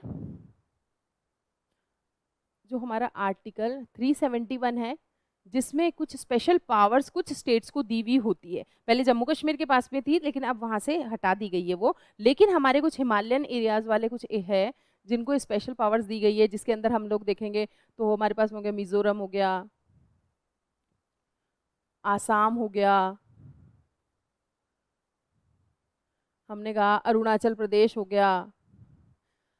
ऐसे सारे एरियाज जो हैं इनको कुछ स्पेशल पावर्स दी गई है। रीज़न क्या है, ये सारा का सारा ऐसा एरिया है जहाँ पे मतलब पूरे फॉरेस्ट वगैरह हैं, यहाँ पे जो स्पेशल जो हमने कहा ये ट्राइब्स वगैरह रहती हैं। तो यहाँ पे क्या है, स्पेशल पावर के तहत यूँ कहा गया कि यहाँ की कोई भी ज़मीन कोई बाहर से दूसरे स्टेट से आया हुआ आदमी जो है यहाँ के जो है ज़मीन खरीद नहीं सकता है, कि वो वहाँ आके रहने लग जाए और उनकी ज़मीनों पे बड़े बड़े जो है बिल्डिंग्स खड़ी कर दे, बड़े बड़े बड़े होटल्स बना दे, मॉल्स बना दे, ऐसा नहीं कर सकते। तो इनको जो है इनके जो वहाँ के जो उनकी प्रैक्टिसेस है या उनका जो कल्चर है उसको एज इट इज़ मेंटेन रखने के लिए उनको एक स्पेशल पावर्स दी गई है यहाँ पे, ताकि कोई भी दूसरे स्टेट से आके यहाँ पे ज़मीन वगैरह खरीद नहीं सकता है। तो separate constitution, now this special status has been revoked, union territories don't have the status of a full fledged state. अब देखो एक चीज़ ध्यान रखना, पहले ये जम्मू कश्मीर के पास था, उसको हमने ले लिया था, बट अब ये हटा दिया गया है। अब हमने कहा एक चीज़ आप ध्यान रखना, आप हमारे यहाँ पे जब हम आपसे क्वेश्चन पूछते हैं कि स्टेट्स कितने हैं तो आप बोलते हो 28 स्टेट्स है। हमने कहा यूनियन टेरिटरीज कितनी है तो आप बोलते हो 8 है। तो एक क्वेश्चन बनता है यूनियन टेरिटरीज क्या होती है और स्टेट्स में क्या फ़र्क होता है। तो स्टेट्स तो हमने कहा उनकी खुद की एक मतलब गवर्नमेंट होती है, वो अपने अकॉर्डिंग सारी पावर्स होती है उनके पास में। बट यूनियन टेरिटरीज ना तो अपने आप में एक पूरा मतलब इतनी बड़ी है कि हम उनको एक अलग स्टेट बना दें, और ना ही जो है उनको इतनी पावर्स दी गई है ताकि वो भाई पूरे स्टेट की तरह कर सके। तो इसमें जो है यूनियन टेरिटरीज के पास में जो पावर्स होती है ना, वो स्टेट्स के कंपैरेटिवली बहुत कम होती है। यहाँ पे जो सारी की सारी पावर्स रिसाइड करती है वो करती है सेंटर के अंदर। यहाँ के जो मेन डिसीजंस होते हैं वो सारे के सारे सेंटर यहाँ पे लेता है, ठीक है। आगे की तरफ हम जब चीज़ें देखते हैं तो उसमें देखेंगे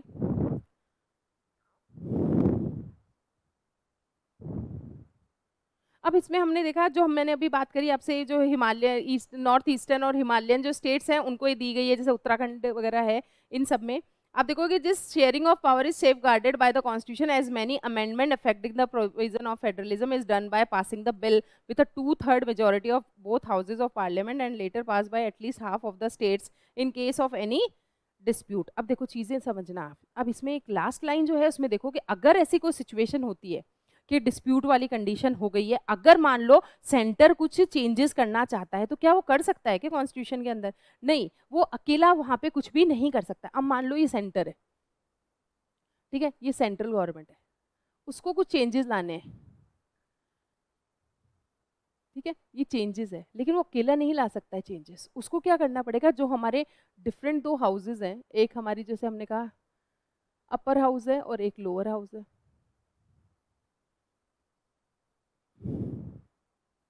ठीक है। अब ठीक है, अब यहाँ पे समझना, ये सेंटर है हमारा, ठीक है, सेंटर है। अब ये चेंज लाना चाहता है, चेंज लाना चाहता है तो अकेला कुछ नहीं कर सकता कि इसकी मर्जी आई आज ही इसने कॉन्स्टिट्यूशन में अमेंडमेंट्स कर दिए या चेंजेस कर दिए, नहीं, ऐसा नहीं हो सकता है। वो क्या करना पड़ेगा, उसको टू हाउसेज जो हैं, टू हाउसेज कौन कौन से हैं हमारे, एक अपर हाउस यानी कि राज्यसभा एंड और लोअर हाउस जो हमारा लोकसभा, ठीक है। तो अपर हाउस का 2/3 जो है वो चाहिए इनको अप्रूवल, और ऐसा ही जो है लोअर हाउस है उसका भी 2/3 जो वहाँ के लोग हैं, वहाँ पे जो भी वहाँ पे लोग हैं, वो लोग रिप्रेजेंटेटिव्स हैं, उनका उनको अप्रूवल चाहिए होगा। इसके बाद में इन दोनों का अप्रूवल भी मिल गया है तो साथ ही साथ में उनको हाफ जो है हमारे स्टेट्स यानी कि 28 स्टेट्स हैं तो उनके हाफ हो गए 14, तो 14 स्टेट्स का उनको अप्रूवल चाहिएगा।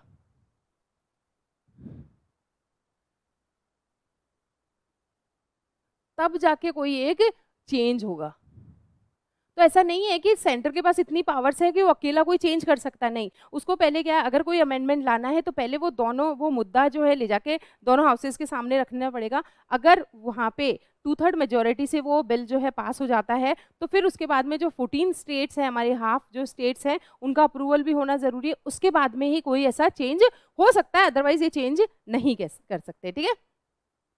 फिर उसके बाद में क्या, और अगर कोई डिस्प्यूट्स अगर अभी भी है तो फिर हमारी हायर जुडिशरी तो है ही है, ठीक है, वो लोग क्या है इसमें इंटरफेयर करेंगे। तो यहाँ तक की बातें क्लियर हो गई है कि किस तरीके से चीज़ें हो रही है, होल्डिंग टुगेदर जो फेडरेशन है उसमें किस तरीके से काम हो रहे हैं सारे के सारे, वो हमें समझ में आ गया है। कुछ स्पेशल पावर्स है कुछ स्टेट्स के पास में, किसकी जो है उनमें अगर फिर भी कोई इश्यूज हो जाते हैं। अभी मैंने कहा आपसे कि आसाम है, अरुणाचल प्रदेश है, मिजोरम है, उन सबसे स्पेशल स्टेटस दे रखा है। उसका कारण यही है कि उनका कल्चर एज इट इज बना रहे, नहीं तो क्या होगा, बाहर के स्टेट्स आएंगे, वो वहाँ पे जो बहुत सारे जो है सेटअप्स वगैरह करेंगे, उससे क्या जो वहाँ का जो नेचुरल एनवायरनमेंट है वो धीरे धीरे खत्म हो जाएगा, इसलिए ये प्रोविजंस बनाए गए हैं। अब हमने कहा हमारे इंडिया में जो ये फेडरलिज्म है उसको किस तरीके से प्रैक्टिस किया जाता है, ठीक है। अब हमने ये चीज़ करी, हमने कहा कि इतनी बड़ी डाइवर्स कंट्री है, इतने तरह के कल्चर है, इतने सारे लैंग्वेजेस बोलने वाले लोग हैं, तो इन सबको एक साथ लेकर चलना ये भी अपने आप में एक बहुत बड़ा टास्क था। जब हम बात करते हैं कि 1947 का मैप देखो आप और अभी का मैप देखो,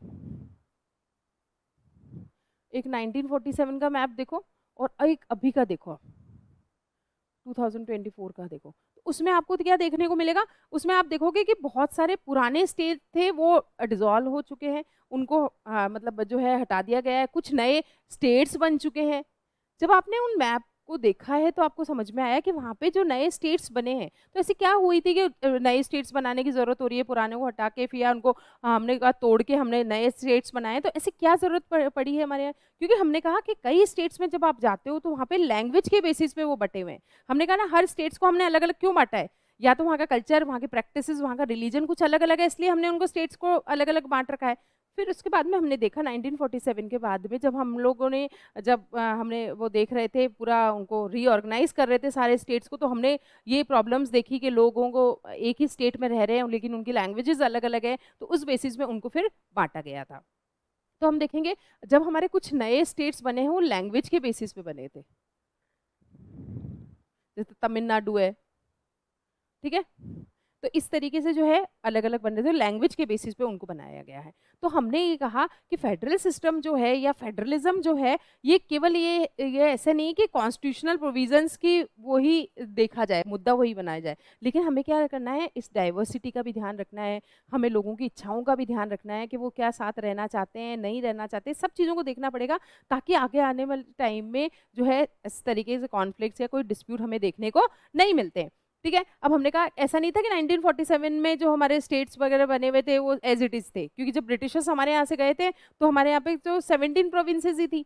अब लेकिन हमने कहा अब हमारे यहाँ पे 28 स्टेट्स है, तो इनको किस तरीके से क्या चेंजेस हुआ वो हम लोग देखते हैं। अब क्या है, मैंने कहा कई ऐसी जगह थी, जब हम इंडिपेंडेंस की बात करते हैं 1947 के बाद में जब रीऑर्गेनाइजेशन ऑफ स्टेट्स चल रहा था, तब हमने देखा कि जो साउदर्न पार्ट है हमारे इंडिया का, वहाँ पे लोग जो है लैंग्वेज के आधार पे बटे हुए हैं।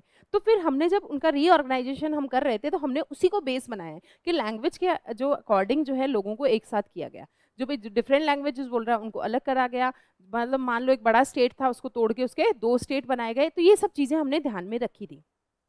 अब ऐसा नहीं था कि एक बार बन गया था तो नहीं, उसमें टाइम के साथ चेंजेस आ रहे हैं, जैसे हमें ज़रूरत लग रही थी हम उसको चेंज करते जा रहे हैं। ऐसा नहीं एक मैप बन गया तो बन गया था, नहीं, हम लोग उसमें चेंजेस करते जा रहे हैं। अब हम लोगों को क्या टेंशन आगे चीज़ है कि अगर भाई ऐसा ना हो जाए कहीं पे कि भाई देखो ये तो ऑब्वियस है, हम इंडिया को एक इंटीग्रेटेड वो बना के रखना चाहते थे, तो ऐसा था कि कहीं ऐसा ना हो कि लैंग्वेज के आधार पे हमने बांटा, अगर बेस बनाया लैंग्वेज को तो ऐसा ना हो लोगों जो है डिसयूनाइट हो जाए, मतलब यूनिटी उनकी खत्म हो जाए, ऐसा ना हो जाए। फिर भी उन्होंने कहा कि अपन क्या करते हैं कि कोशिश करके देखते हैं। कोशिश क्या, रीज़न ये रहा कि जो साउथ वाले एरियाज़ में ना बहुत ज़्यादा इस चीज़ को लेके प्रोटेस्ट होने लगे थे। वो लोग बोलते हैं कि हम लोगों को जो है एक अलग हमारा जो स्टेट चाहिए जो केवल हमारी लैंग्वेज बोलने वाले लोग हो, ठीक है। तो इसमें एक सबसे बड़ा एग्जाम्पल हम लोग देखते हैं कि जब हम आंध्र प्रदेश की बात करते हैं, जो आंध्र जो है वो कहाँ से निकल के आया है, वो मद्रास से, मद्रास जो हमारी पहली प्रोविंस थी उसके अंदर से निकल के आया है। जब हम वहाँ पे जो ये सब चीज़ें होने लगी कि नहीं हम लोग तो अलग लैंग्वेज बोलने वाले हैं, ये अलग लैंग्वेज बोलने वाले हैं, तो तेलुगु बोलने वाले लोगों के लिए फिर यहाँ पे आंध्र प्रदेश बनाया गया। विशाल आंध्रा एक करके एक बहुत ज़्यादा मूवमेंट चला था, बहुत बड़ा, ठीक है। इसमें उसके बाद में हम देखते हैं आगे, जब हम इस चीज़ों को देखते हुए चल रहे हैं तो हमने देखा जैसे आंध्र प्रदेश को बनाना पड़ा, उसी तरह से आगे केरला और कर्नाटका जो है, बहुत सारे स्टेट्स हमारे किसके बेसिस पे बने हैं, वो हमारे लैंग्वेज के पर बेसिस पे बने हैं। एक डर तो था कि भाई ऐसा ना हो सब अलग अलग हो जाएं, वो अलग लैंग्वेज बोलने वाले वो अलग लैंग्वेज, लेकिन ऐसा नहीं हुआ। जब हमने लैंग्वेज के बेसिस पे हमारे स्टेट्स को बनाया है तो उसने हमारी यूनिटी को और ज़्यादा बढ़ावा दिया था और हमारी इंटीग्रिटी को और ज़्यादा स्ट्रॉन्ग कर दिया था, ठीक है। और सबसे बड़ी चीज़ देखो क्या है, और तो सब चीज़ें हुई जो हुई, बट आपने जब इस तरीके से स्टेट्स को बांटा ना, तो आपके लिए सबसे बड़ी चीज़ क्या हुई, आप इजीली एडमिनिस्ट्रेशन कर पा रहे हो उनका। पहले क्या होता था, सब चीज़ें अलग अलग, मतलब आप काफ़ी बड़े एरिया को आप जब एक साथ लेके चल रहे हो तो एडमिनिस्ट्रेशन थोड़ा सा मुश्किल हो जाता है, बट आपने जब उनको उनकी लैंग्वेज के अकॉर्डिंग बांट दिया है तो आपके लिए बहुत ईजी हो गया है। फिर दूसरी चीज़ क्या है, वो लोग भी खुश हैं, फिर आप लोगों को भी एक एरिया मिल चुका है कंट्रोल के लिए, जहाँ पे आपको पता होगा हाँ इस स्टेट को रख दो, वो वहाँ की गवर्नमेंट चलाएगा, और वहाँ पे डिसयूनिटी वाला भी नहीं होगा क्योंकि उनका खुद का एरिया है, वहाँ से जो इलेक्ट होकर रिप्रेजेंटेटिव्स आएगा वो उनके एरिया का ही आएगा, तो इससे एडमिनिस्ट्रेशन बहुत जो है ईजी हो गया था, ठीक है। अब उसके बाद में आप चीज़ें देखोगे, अब मैंने कहा कि जब लैंग्वेज पॉलिसीज़ की बात करते हैं, अब हमने कहा हमारे इंडिया की कोई नेशनल लैंग्वेज नहीं है। अब कहने में कई लोग बोलते हैं हिंदी हमारी नेशनल लैंग्वेज है, बट हमारी हिंदी नेशनल लैंग्वेज नहीं है, वो हमारी ऑफिशियल लैंग्वेज है, ठीक है। अब अगर हम लोग बात करते हैं कि हिंदी स्पीकर्स की, तो हमारे इंडिया में 40% लोग जो हैं हिंदी बोलते हैं। कितने लोग? 40% लोग। तो मेजॉरिटी हिंदी की है, हम मान रहे हैं, लेकिन 60% जो लोग हैं अदर हैं, अदर लैंग्वेजेस बोलने वाले हैं, ठीक है। तो 60% जो अदर लैंग्वेज बोलने वाले लोग हैं, तो हमने जब इस चीज़ को देखा कि हम किसी एक लैंग्वेज को जो है हम नहीं बना सकते हैं हमारी जो हम नेशनल लैंग्वेज, क्योंकि जो हम आप जब साउथ में जाते हो ना, वहाँ आप देखोगे कि हिंदी स्पीकिंग लोग बहुत कम है। जब पहले हमने बात करी थी कि हमने एक बार के लिए बोला गया था कि इंग्लिश को हम लोग जो है ऑफिशियल लैंग्वेज से वहाँ से हटा रहे हैं, लेकिन जो साउथ वाले एरियाज थे उन लोगों ने जो है प्रोटेस्ट करना स्टार्ट कर दिया, क्योंकि उनको इंग्लिश समझना ईजी लगता था हिंदी के मुकाबले। तो उन्होंने बोला अगर आप इसको ऑफिशियल लैंग्वेज से हटा दोगे तो हमारे लिए बहुत इशू हो जाएगा, ना तो ऑफिशियल वर्क कुछ हो पाएगा, ना कुछ चीज़ें हो पाएगी। तो उन्होंने कहा, तो फिर हम लोग आखिर में सेंट्रल गवर्नमेंट को डिसीजन लेना पड़ा था और उसको वापस से इंग्लिश को भी एक ऑफिशियल लैंग्वेज मानना पड़ा।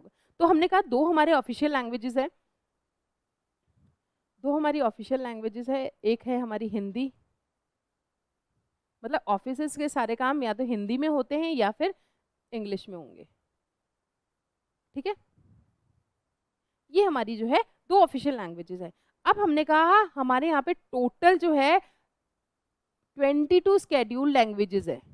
कितनी है? 22 स्केड्यूल लैंग्वेजेस, जिसमें हिंदी भी एक है, ठीक है। अब हमने कहा, अब ये चीज़ मैंने आपको बता दी कि जो कॉन्स्टिट्यूशन ने ये प्रिस्क्राइब कर रखा है कि आप हिंदी या इंग्लिश में जो भी सेंट्रल गवर्नमेंट के जो भी ऑफिशियल पर्पसेस होते हैं या फिर जो कोई भी काम होते हैं, एडमिनिस्ट्रेटिव वर्क वगैरह होते हैं, वो हिंदी या इंग्लिश में आप कर सकते हो, स्टेट गवर्नमेंट हो चाहे वो सेंट्रल गवर्नमेंट के हो। लेकिन हमने कहा सिर्फ ये किस पर्पज से बनाया गया? ऑफिशियल पर्पज से। इसका ऑफिशियल पर्पज है क्योंकि काम मोस्टली लोग इन दो लैंग्वेजेस में कर सकते हैं। फिर हमने कहा ये सब चीज़ें ये कर दी गई थी कि इस तरीके से क्रिटिक्स जो थे उन्होंने बोला कि भाई जो मेनली हम लोग बात करते हैं, ये चीज़ मैंने बता दी कि भाई इंग्लिश को इसलिए रखना पड़ रहा है क्योंकि जो जो साउथ वाले लोग थे, जो नॉन हिंदी स्पीकर्स थे, उन लोगों को थोड़ा सा इश्यूज आ रहे थे इस चीज़ को लेके। तो फिर उन लोगों को, फिर उन्होंने बोला कि नहीं, हमें इंग्लिश को भी कंटिन्यू यहाँ पे रखना ही पड़ेगा। अब हमने कहा हमारी इंडिया जो है कहती है हिंदी को हम प्रमोट करते हैं, हम कहते हैं हम हिंदी दिवस भी मनाते हैं, सब चीज़ें करते हैं, बट इसका मतलब ये नहीं है कि आपको हिंदी ही बोलनी पड़ेगी। आपकी इच्छा है आप हिंदी बोलो, इंग्लिश बोलो, आपके घर में मारवाड़ी बोली जा रही है, आपके हम घर में मराठी बोली जा रही है, आप जो चाहो लैंग्वेज बोल सकते हो, कोई इम्पोजिशन नहीं है, बट ऑफिशियल वर्क जो है हिंदी या उसमें होगा, आप चाहे जिस लैंग्वेज में आपके एग्जाम दे सकते हो, ठीक है। इंडिया ने जो है पूरे 21 लैंग्वेजेस है, जिसमें हमने कहा जो 8 स्केड्यूल है हमारे, 8 स्केड्यूल के अकॉर्डिंग जो है हमने कहा जो हमारे कॉन्स्टिट्यूशन के अंदर 21 लैंग्वेजेस ऐड की गई है, ठीक है, हिंदी के अलावा, ठीक है। अब ये चीज़ें क्यों कर दी गई है कि भाई आप जो है हिंदी के अलावा भी आपकी जो भी लैंग्वेजेस में आप जाके एग्ज़ाम दे सकते हो, आप जो भी कोई चीज़ें हैं वो आप काम कर सकते हो इसके अंदर, ये सब चीज़ें इसमें बोला गया कि 21 जो भी लिस्टेड है कॉन्स्टिट्यूशन के अंदर, उनमें आप किसी में भी जाके काम कर सकते हो। इसमें क्या होने लगा कि एक थोड़ी सी यूनिफॉर्मिटी रहती है कि हर लैंग्वेज में ऑफिशियल वर्क नहीं करवाया जा सकता, तो हिंदी और इंग्लिश को ऑफिशियल लैंग्वेज बना लो, बाकी आप फ्री हो, आप टोटली फ्री हो कि आप चाहे जिस लैंग्वेज में आप बात करो, कॉन्वर्सेशन का आपका कुछ भी हो सकता है, आप चाहो जिस लैंग्वेज के अंदर आप एग्जाम भी दे सकते हो, ठीक है। सेंटर स्टेट रिलेशनशिप की तरफ अगर हम चलते हैं, सेंटर और स्टेट के रिलेशन, अब एक चीज़ है फेडरलिज्म के अंदर हमने कहा जब डिफरेंट टीयर्स के अंदर हमने जो है उसको बांट दिया है, तो हमने कहा एक हमारे सेंट्रल लेवल है, स्टेट लेवल है, लेकिन हमने कहा कि फेडरलिज्म ने इनको अलग अलग नहीं किया है। अगर हम लोग बात करते हैं कि एक अच्छा फेडरलिज्म का एग्जाम्पल वही कंट्री होती है जहाँ पे सेंट्रल और स्टेट के बीच में जो है इश्यूज नहीं होते, डिस्प्यूट्स नहीं होते हैं, उनका उनका रिश्ता जो है मजबूत होता है, ठीक है। ऐसा ना हो कि नहीं मैं इस स्टेट को ज़्यादा बजट नहीं दूंगा, इसको मैं पावर्स नहीं दूंगा, ऐसा नहीं। वहाँ पे इक्वली जो है अगर आप उनके सोचते हो उनके बारे में, तो वो एक अच्छे फेडरलिज्म का एग्जाम्पल होता है, ठीक है। अब हम आगे चलते हैं। The constitution provides for sharing of powers between the centre and state, but in reality it depends on how political parties follow these arrangements. अब ये देखिए, ये एक सिचुएशन है, ये सिचुएशन ऐसी है कि हमें तो बोला है कि दोनों के बीच में रिलेशन होना चाहिए, लेकिन पॉलिटिकल पार्टीज इसको किस तरीके से फॉलो करती है ये बड़ा इंपॉर्टेंट है। क्या होता था पहले के टाइम में, क्या होता था आपस में, जब हम बात करते हैं हमारा, जब बात करो जब हम इंडिपेंडेंट हुए थे, इंडिपेंडेंट होने के बाद में हमारे यहाँ पे बहुत सालों तक जो है वन पार्टी डोमिनेंस था। वन पार्टी डोमिनेंस मतलब कांग्रेस जो थी वही यहाँ पे रूल कर रही थी, तो सेंट्रल में हमेशा रूल वो हो रही है। और कब मान लो कोई स्टेट के अंदर कोई दूसरी पार्टी अगर जीत के भी आ जाती थी, तो जो क्या करते थे ये लोग, उसको सप्रेस करने की कोशिश करते थे, कांग्रेस वाले होते थे वो उनको सप्रेस करने की कोशिश करते थे, तो उनके मतलब रिलेशन अच्छे नहीं थे। फिर धीरे धीरे आपने सिचुएशन देखी कि चीज़ें चेंज होने लगी है, चेंज होने लगी तो मतलब ऐसा होता था कि सेंटर जो है इम्पोज करने की कोशिश करता था, सप्रेस करने की कोशिश करता था स्टेट की गवर्नमेंट को, क्योंकि पहले हर स्टेट में जो है एक ही गवर्नमेंट है और किसी इक्के दुक्के में अलग होती थी, इसलिए ये चीज़ें हो रही है। लेकिन बाद में कॉन्सेप्ट आ गया था कॉलिशन गवर्नमेंट वाला, ठीक है। अब कॉलिशन गवर्नमेंट बनानी है तो आपको अकेले अगर मान लो मेजोरिटी नहीं मिली, मान लो कि आपको इतनी सीट्स पे मेजोरिटी चाहिए थी, इतने वोट्स आपको चाहिए थे, लेकिन आप नहीं मिल पाई है और आपको किसी दूसरी पार्टी के साथ में मिलके क्या है आपको बनानी है कॉलिशन गवर्नमेंट, तो उस केस में उन दोनों के रिश्ते अच्छे होने चाहिए। तो धीरे धीरे इस कॉलिशन गवर्नमेंट की वजह से क्या है, स्टेट और जो सेंटर है उन दोनों के रिश्ते जो है मजबूत होने लग गए थे, ठीक है। अब हमने कहा कि ये मैंने पूरा आपको बता ही दिया है कि सेंटर और स्टेट लेवल पे बहुत लंबे टाइम तक हम वन पार्टी उसमें ही थे, ठीक है। अब इसमें क्या हो गया, एक सब्सिडियरी यूनिट बना दी गई थी। स्टार्टिंग में तो यही था कि ये डिपेंडेंट है कि सेंट्रल गवर्नमेंट और जो है किसी भी तरह की ऑटोनॉमस पावर्स को यूज ही नहीं कर पा रही थी, क्योंकि सब जगह ही एक ही पार्टी है, और एक स्टेट में मान लो अलग पार्टी मिल गई तो वो किस तरीके से अपनी जो है पावर्स को एंजॉय कर पाएगा, नहीं कर पा रहा है। आगे की तरफ हम देखते हैं 1990 में जाते जाते, ठीक है, with the rise of regional level politics. अब रीजनल लेवल एक पॉलिटिक्स शुरू हो गया है। अब यहाँ पे क्या होने लग गया है, यहाँ पे जो है पार्टीज ओरिजिनेट होने लग गई है, नई नई पार्टीज बनने लग गई है। अब कांग्रेस का जो है दबदबा थोड़ा कम होने लग गया था उस टाइम में। हमने कहा कि बहुत सारे स्टेट्स में जो दूसरी पार्टीज भी अब जीत के आने लगी है, इलेक्शंस जीत रही है, इसकी वजह से क्या होने लगा कि अब सेंटर और स्टेट के बीच में पावर शेयरिंग की डिमांड होने लगी कि अब हम, पहले तो क्या स्टेट पूरी जगह एक ही पार्टी थी तो इश्यू था ही नहीं, सबके पास इक्वल मिल जाती थी, स्टेट जिसकी सेंटर की जहां मर्जी होती थी वो पावर्स दे देता है। बट अब हर जगह अलग अलग जो है पार्टी बन रही है, तो वहाँ पे इस तरह का जो है पावर शेयरिंग होना बहुत ज़रूरी था, तो फिर यहाँ पे डिमांड रखी गई थी। फिर उसके बाद में ये चीज़ें करी गई कि अब स्टेट को जो है पावर्स जो है कौन देगा, सेंट्रल अपनी पावर्स उसमें से देगा, ठीक है। अब हमने कहा this demand for power sharing resulted in friction between central and state government. अब इससे क्या है, तनाव आने लगा ना उनके रिलेशनशिप के अंदर, स्टेट और उनके बीच में, ठीक है। अब उनके बाद में क्या है, state government, as the central government was hesitant and overridden state demand arbitrarily, this conflict was later resolved by the Supreme Court by preventing central government monopoly. अब इसके बीच में फिर सुप्रीम कोर्ट जो है इंटरफेयर करता है और जो है मोनोपोली थी सेंट्रल गवर्नमेंट की उससे फ्री करवा देता है, ठीक है। उसमें अब क्या है, जो हमारा स्टेट है उसके पास में भी कुछ डिफरेंट पार्ट्स आ जाती है।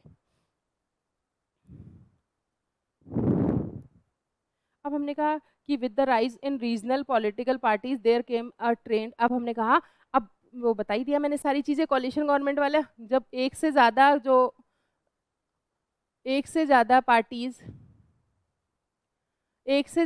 पार्टीज मिलकर जब गवर्नमेंट बनाती है, जब किसी एक को मान लो मेजोरिटी नहीं मिली, अब मेजोरिटी नहीं मिली तो उसको क्या करना पड़ेगा, एक वो करना पड़ेगा दूसरे के साथ में मिलके जो है गवर्नमेंट बनानी पड़ेगी किसी दूसरी पार्टी के साथ में। अब अगर उसके अच्छे रिलेशन नहीं होंगे उनके साथ में दूसरे स्टेट वाली पार्टीज के साथ में, तो क्या वो गवर्नमेंट बना पाएंगे? नहीं बना पाएंगे। इसलिए कि आप धीरे धीरे ये रिलेशन जो है धीरे धीरे जो है स्ट्रांग होता जाता है। Considering the need for each other, political parties started having mutual respect. This mutual respect strengthened federalism in India. अब क्योंकि एक दूसरे की जरूरत है, देखो पहले की तरह ऐसा नहीं है कि भाई एक ही पार्टी का डोमिनेंस है तो सेंटर में भी वही है, स्टेट में वही है, तो चल रहा था। बट अभी सिचुएशन बदल रही थी। अब क्योंकि हर रीजन में अलग अलग गवर्नमेंट बन रही है और उसमें भी अगर मेजोरिटी नहीं है तो आपको कोalition गवर्नमेंट बनाने के लिए किसी दूसरी पार्टी की जरूरत पड़ेगी। अगर आपके उसके साथ रिश्ते अच्छे नहीं होंगे तो आप कैसे उसके साथ गवर्नमेंट बना सकते हो? तो अगर ये फेडरेशन जो है, हमने कहा ये मजबूत इसीलिए हो जाता है क्योंकि उन दोनों की जरूरत होती है। तो इस तरीके से क्या होता है, ये फेडरेशन जो है अब धीरे धीरे मजबूत होने लगती है और इंटर स्टेट रिलेशनशिप है जो सुधरने लगते हैं। अब डिसेंट्रलाइजेशन इन इंडिया, अब हमने कहा देखिए क्या है डिसेंट्रलाइजेशन, मतलब पावर्स को बांट देना। ठीक है, पावर्स को बांट देना, ठीक है, सेंट्रल लेवल पे, स्टेट लेवल पे और जो है हमने कहा लोकल लेवल पे।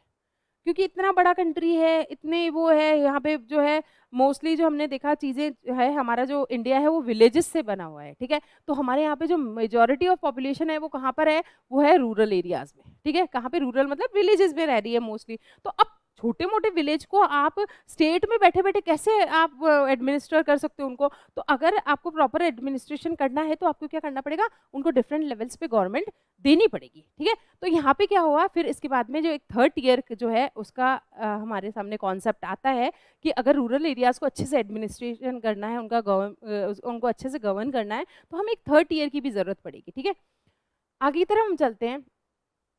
जब हम लोग बात की है, जब महात्मा गांधी जब रीऑर्गेनाइजेशन चल रहा था तो उन्होंने इस चीज़ की बात रखी थी महात्मा गांधी जी ने कि जो विलेज पंचायत होती है ना उसके बेसिस पे हमें डेमोक्रेसी बनानी चाहिए। बट उस टाइम में क्या है, उस चीज़ को अडॉप्ट नहीं किया जाता है। लेकिन जब ज़रूरत पड़ी तो हमने विलेज जो पंचायत है उसकी कॉन्सेप्ट को समझा है। फिर उसके बाद में हमने इससे रिलेटेड जो है अमेंडमेंट भी किया है हमारे यहाँ पे।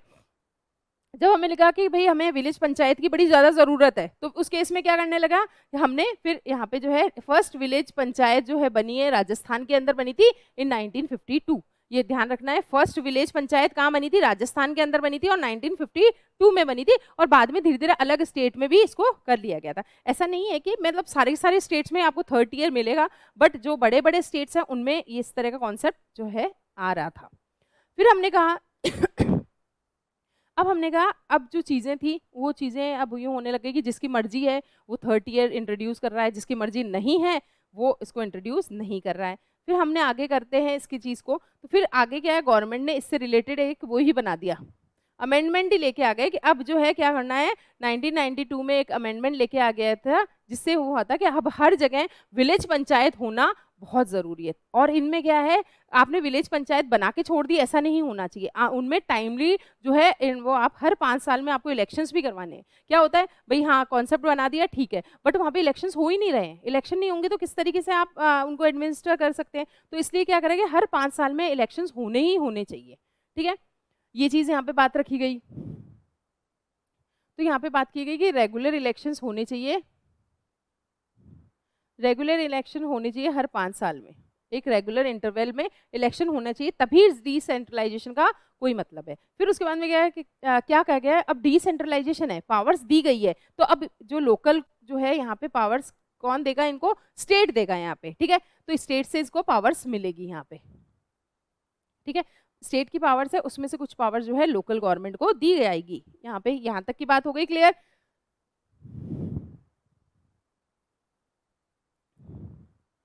अब हमने कहा जो मेन आइडिया था ना डिसेंट्रलाइजेशन के बीच में, तो सबसे बड़ा तो यही था कि विलेज लेवल पर हर जगह जो छोटे मोटे इश्यूज होते हैं जिन पे स्टेट में बैठे बैठे आप नज़र तक नहीं रख सकते, उन इश्यूज को आप किस तरीके से सॉर्ट आउट करोगे।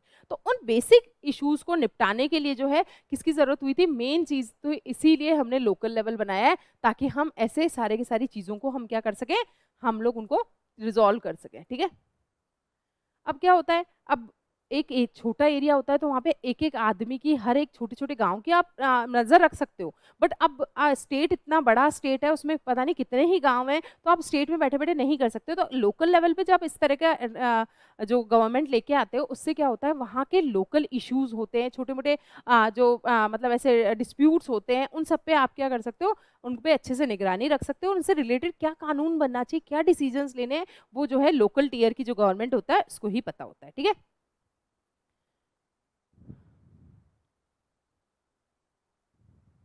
अब इसके अंदर क्या हुआ है कि अब सबसे बड़ी चीज देखो, जो रूरल एरियाज में रह रहे थे वो लोग कभी पार्टिसिपेंट्स के लिए आगे नहीं आ रहे थे, बट अब रूरल एरिया के लोग ही जो है क्या है, ये लोकल लेवल की गवर्नमेंट बनाने वाले हैं। तो अब क्या हुआ, उनका भी हमारे यहाँ पे पार्टिसिपेशन आना स्टार्ट हो गया है। अब वो रिमोटेस्ट जो पीपल हैं, जो ऐसे एरियाज में रह रहे थे, बिल्कुल ऐसे मतलब रूरल एरिया जो हम बिल्कुल ऐसे बोलते थे, हाँ ये तो बिल्कुल गाँव वाला एरिया है, वहां से भी पार्टिसिपेशन हमें डेमोक्रेसी में देखने को मिल रहा है, डिसीजन मेकिंग में देखने को मिल रहा है। तो ये बहुत अच्छा इम्पैक्ट था, और लोगों को लगता था कि नहीं हाँ हम लोग भी कुछ मतलब डिग्निटी रखते हैं। तो यहाँ पे ये सब चीजें हो रही थी यहाँ पे। तो लोगों की वहाँ की नीड्स क्या है, क्या उनकी डिमांड्स है, उसके अकॉर्डिंग क्या है, ये लोकल लेवल सारी की सारी चीजें करता था।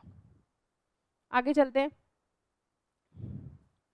Constitutional provision for effective decentralisation. ठीक है। अब हमने कहा 17 जो हमारा कॉन्स्टिट्यूशनल अमेंडमेंट एक एक्ट आया था, जिसके अंदर बोला गया था कि अब इस तरीके से इलेक्शंस होने वाले हैं। तो हमने क्या कहा कि हमारे यहाँ पे क्या है, अलग अलग आप क्या करोगे, वो बनाओगे, हमें इलेक्शंस एक तो फिक्स होने चाहिए वहाँ पे, इलेक्शन हर 5 साल में आपको करने चाहिए। फिर उसके बाद में हमने कहा कि कुछ, हमने कहा जो भी हमारे एससी हैं, एसटी हैं, इन सब के लिए सीट्स रिजर्व होनी चाहिए। तो हमारे जो कॉन्स्टिट्यूशन में साफ कहा गया है कि भाई जैसे हमारे, अगर आप उसमें आते हो कॉन्स्टिट्यूशन प्रोविजनल जो इफेक्टिव डिसेंट्रलाइजेशन है, तो बोले इन बैकवर्ड क्लासेस के लिए आप क्या करोगे, कुछ सीट्स रिजर्व करोगे उसके अंदर, ताकि ये लोग भी उसमें पार्टिसिपेशन में पार्ट ले सकें। ऐसा ना हो कि ये बिल्कुल अलग थलग रह जाएं, ये वल्नरेबल से बने रह जाएं, नहीं। तो आपको इनका भी जो है पार्टिसिपेशन वहाँ पे लेके आना है। फिर दूसरे आते हैं वुमेन्स। वुमेन्स को बोला गया कि 1/3 पार्टिसिपेशन आपका भी होगा, तो 1/3 पार्टिसिपेशन जो है इनका भी होने लगा है। तो मतलब इस तरीके से क्या है, इसमें सब लोगों को एक साथ लेके चला जा रहा है। अब पहली चीज तो है कि कॉन्स्टिट्यूशन साफ साफ कह दिया था कि अब अगर हमने बॉडी बनाई है ये इलेक्शन लोकल गवर्नमेंट वाली, तो यहाँ पे ये जिम्मेदारी बनती है कि इसको इफेक्टिवली अगर ये तभी काम कर पाए जैसे हर 5 साल में इलेक्शंस हो यहाँ पे। फिर उसके बाद में मैंने कहा जो हमारे बैकवर्ड क्लासेस हैं उनके लिए वहाँ पे सीट्स रिजर्व होनी चाहिए, वुमेन्स के लिए जो है वहाँ पे एक वहाँ पे सीट्स रिजर्व होनी। फिर उसके बाद में क्या है, एक ये इंडिपेंडेंट तरीके से काम कर सकते और अच्छी तरीके से काम कर सके, उसके लिए हमें एक स्टेट इलेक्शन कमीशन भी जो है बनाया गया था, जो टाइमली वहाँ पे इलेक्शंस को जो है वहाँ पे हेल्ड करवा सके और साथ ही साथ में फेयर मैनर में भी करवा सके। तो ये जिम्मेदारी किसकी बनती है, स्टेट इलेक्शन कमीशन की। ठीक है। फिर उसके बाद में है, ऐसा ही नहीं है कि केवल उनको पावर्स ही देनी है, आपको वहाँ पे रेवेन्यू भी उनको लोकल बॉडीज को प्रोवाइड कराना है, ताकि वो अच्छे से सारे काम करवा सकते हैं। वहाँ सड़कें बनवानी है, कहीं पानी की प्रॉब्लम है, कहीं लाइट की प्रॉब्लम है, तो अगर उनके पास फाइनेंस होगा तो वो लोग उसको अच्छे से कर पाएंगे। तो स्टेट गवर्नमेंट्स को है उनके साथ पावर भी शेयर करनी है और साथ ही साथ रेवेन्यू भी शेयर करना है। फिर हम जब बात करते हैं कि 3rd टियर की हम लोग बात करते हैं, तो उसका नाम दिया गया पंचायती राज। तो इंट्रोड्यूस कर दिया गया था, हमने कहा। अब हमने कहा जो पंचायती राज है वो गांव में काम करता है, और म्युनिसिपल कमेटी जो है अर्बन लोकल बॉडी होती है। हमारे जो सिटीज़ वगैरह है, टाउन्स वगैरह हैं, उनके अंदर जो होती है वो म्युनिसिपल कमेटीज़ होती है। हमने कहा जो बड़ी सिटीज़ होगी उसमें म्युनिसिपल कॉरपोरेशन काम करते हैं, और हमारे यहाँ पे जो रहेगी म्युनिसिपैलिटी जो है वो काम करती है। आगे की तरफ हम चलते हैं। सीधा सीधा सा यहाँ पे दे रखा है कि जो ये जो है हमारा जो 74th अमेंडमेंट में साफ कहा गया था कि ये जो अर्बन लोकल बॉडीज हैं उनके साथ में सारी की सारी पावर्स शेयर करेगा, डिसेंट्रलाइज्ड है। फिर उसके अंदर ऑब्जेक्टिव क्या थे, कॉन्स्टिट्यूशनल जो म्यूनसिपालिटीज़ हैं हमारी उनको स्टेटस दिलाना था, लोकल गवर्नमेंट को स्ट्रेंथन करना था। कॉन्स्टिट्यूशनल प्रोविजंस बहुत सारे एक्ट ऐड किए गए थे इसके अंदर। फिर इसमें म्यूनसिपल कॉरपोरेशन बनी, म्यूनसिपल काउंसिल्स बनी, नगर पंचायत बनी, मतलब अलग अलग लेवल पे इनको डिवाइड किया गया। ऐसे नहीं पूरी एक ही हमने कहा कि 3rd टियर हमारा बन के तैयार हो गया, नहीं। रूरल एरियाज में अलग, अर्बन एरियाज में अलग, अर्बन एरियाज में भी बड़े सिटीज़ के लिए अलग, छोटी सिटीज़ के अलग, उनके हेड अलग, ये सब चीज़ें यहाँ पे बनाई गई थी। अब 2 लेवल है, एक अर्बन लेवल पे और एक हमारा रूरल लेवल पे। तो पहले हम पंचायती राज को अच्छे से समझ लेते हैं, फिर हम आगे की तरफ बढ़ेंगे। अब हम आगे की तरफ गए।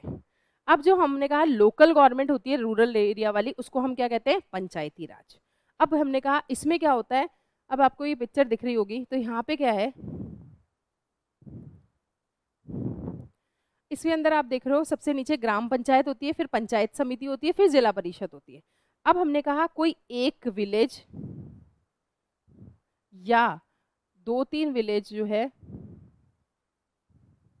मिलके ग्राम सभा बनाते हैं, ठीक है। इसमें क्या क्या होता है, ये एक विलेज या 2-3 विलेज बन के एक ग्राम सभा बनाते हैं, ठीक है।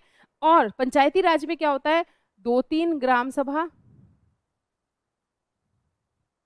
मिलके क्या बनाती है, पंचायत समिति बनाती है, ठीक है।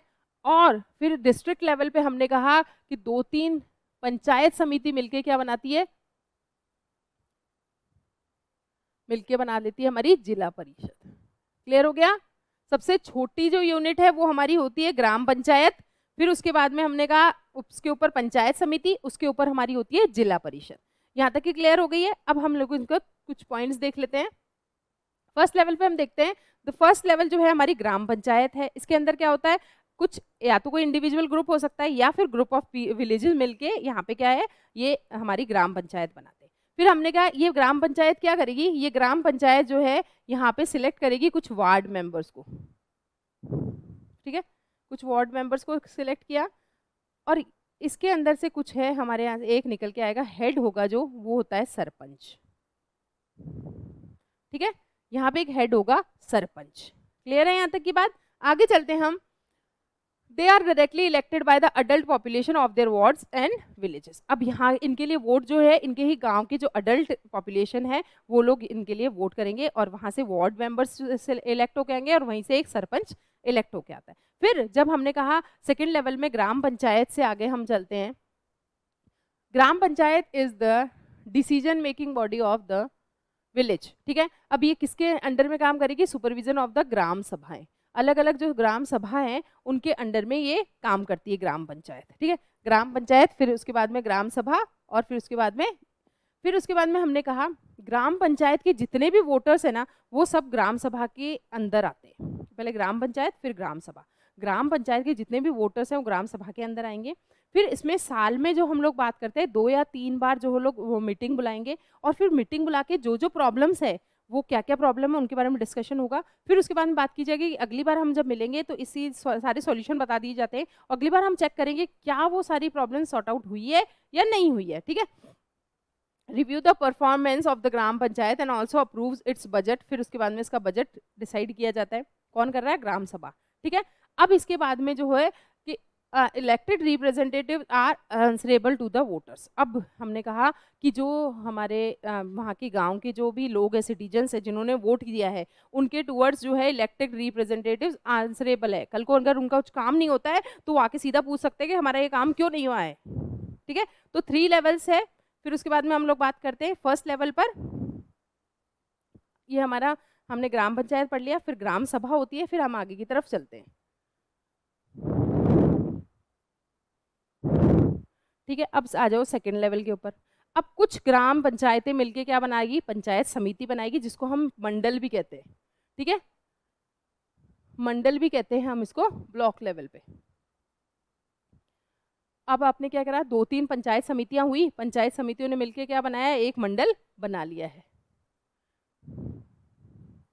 It comprise members who are elected from constituent gram panchayat.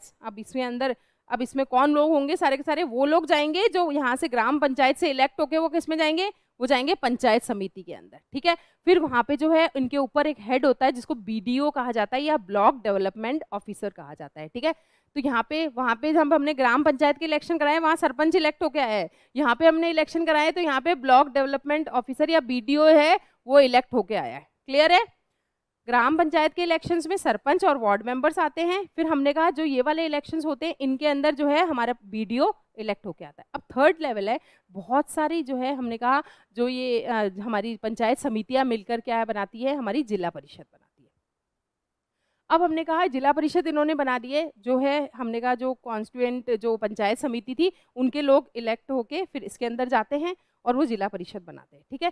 इसके अंदर हमने कहा कि सारे जो हमने कहा यहाँ पे वो वाले मेंबर्स में इंक्लूड होते हैं जो लोकसभा के मेंबर्स भी होते हैं, ठीक है, मेंबर्स ऑफ लेजिस्लेटिव असेंबली। अब देखिए जिला परिषद बन गई, अब इसमें जो यहाँ से लोकसभा के लिए इलेक्ट होके गए हैं वो लोग भी यहाँ पे जो है इसका पार्ट होते हैं इसके अंदर, ठीक है। अब हमने कहा जो वहाँ पे हमने कहा बीडीओ को इलेक्ट कर दिया है, अब हम जब जब इसकी बात कर रहे हैं कि यहाँ पे किसकी बात, कहाँ पे बात कर रहे हैं हम लोग, जिला परिषद की बात करते हैं, तो वहाँ पे जो है डिस्ट्रिक्ट मजिस्ट्रेट या कलेक्टर यहाँ पे आता है। क्लियर है? ग्राम पंचायत, सरपंच, फिर उसके बाद में हमने पंचायत समिति, बीडीओ, फिर हमने कहा जो थर्ड है हमारा जिला परिषद, उसका है डिस्ट्रिक्ट मजिस्ट्रेट या कलेक्टर। क्लियर? अब ये तो बात हो गई रूरल एरियाज की। अब आ जाओ आप हमारे म्यूनिसिपैलिटीज पे। म्यूनिसिपैलिटीज जो है काम करती है हमारे अर्बन एरियाज में।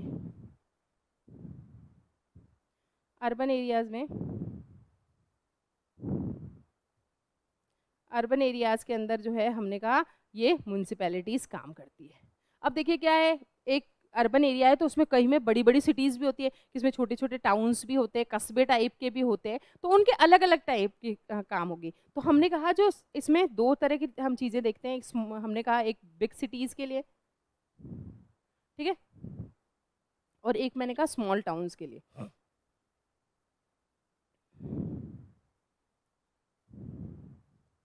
ठीक है, एक हो गया हमारे बिग सिटीज के लिए और एक हो गया हमारे स्मॉलर टाउन्स के लिए। ठीक है, तो अब मैंने कहा जो स्मॉल बिग सिटीज होती है उसमें तो हमने कहा कि वहाँ पे हमने कहा मेयर को हम वो कर देते हैं। ठीक है, अब हमने कहा यहाँ पे चीज़ें करना पड़ेगा। ठीक है, अब हमने कहा अब रूरल लेवल की तरह ही जो है हमारा यहाँ पे अर्बन लोकल बॉडी होगी, जिसके अंदर हमने कहा म्युनिसिपल कमिटीज बनी हुई होगी जो स्मॉलर टाउन्स के लिए होगी, और म्युनिसिपल कॉरपोरेशन बने हुए होंगे जो लार्जर सिटीज के लिए होंगे। ठीक है, तो अब दोनों को अलग अलग कर लेते हैं हम लोग।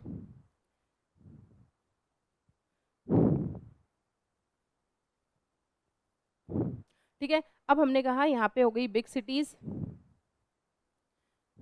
और यहाँ पे हो गई हमारे स्मॉल टाउन्स।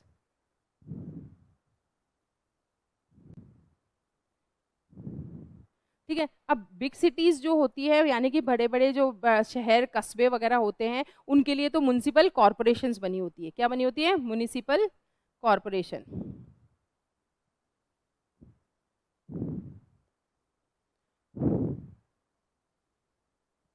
और इनके लिए जो हमारी ये छोटे मोटे एरियाज वगैरह हैं उनके लिए जो हम लोग बात करेंगे तो एक मतलब देखो बड़ा एरिया है तो कॉर्पोरेशन चाहिए होगी, छोटा एरिया तो उसके लिए कमिटीज भी बहुत है, तो हमने कहा यहाँ पे हमारी म्युनिसिपल कमिटीज होती है।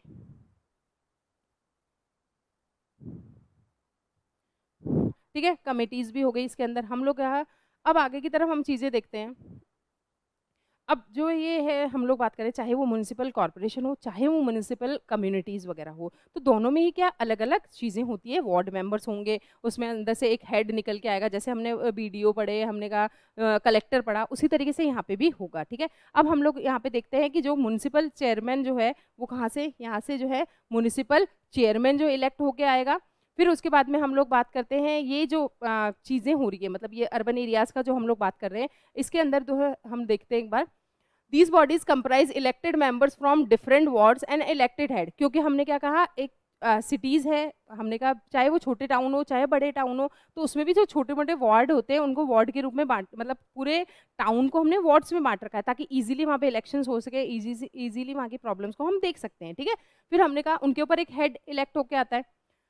अब जो है the elected head is called the municipal chairman. उसको क्या कहते हैं? म्युनिसिपल चेयरमैन कहते हैं।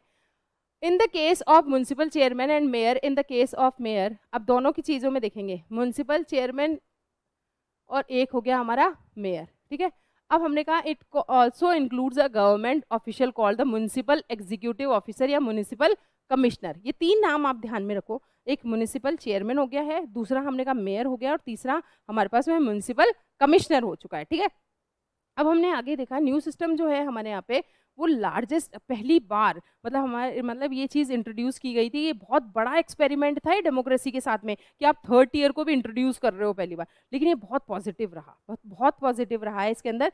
तो ये इसके अंदर आप देखोगे कि इससे मतलब ये सोचने वाली बात थी कि क्या थर्ड टियर सक्सेसफुल रहेगा, बहुत ज़्यादा कॉन्फ्लिक्ट्स तो नहीं हो जाएगा, बहुत ज़्यादा कियोस तो वहाँ पे नहीं हो जाएगा, नहीं, लेकिन ये बहुत ही अच्छा और मतलब इतना ना कि जिसने हमारी डेमोक्रेसी को स्ट्रेंथन किया है, इस तरह का एक हमारे लिए प्रैक्टिस निकल निकल के आती है। तो हम कह सकते हैं एक अच्छा एक्सपेरिमेंट था इसके अंदर।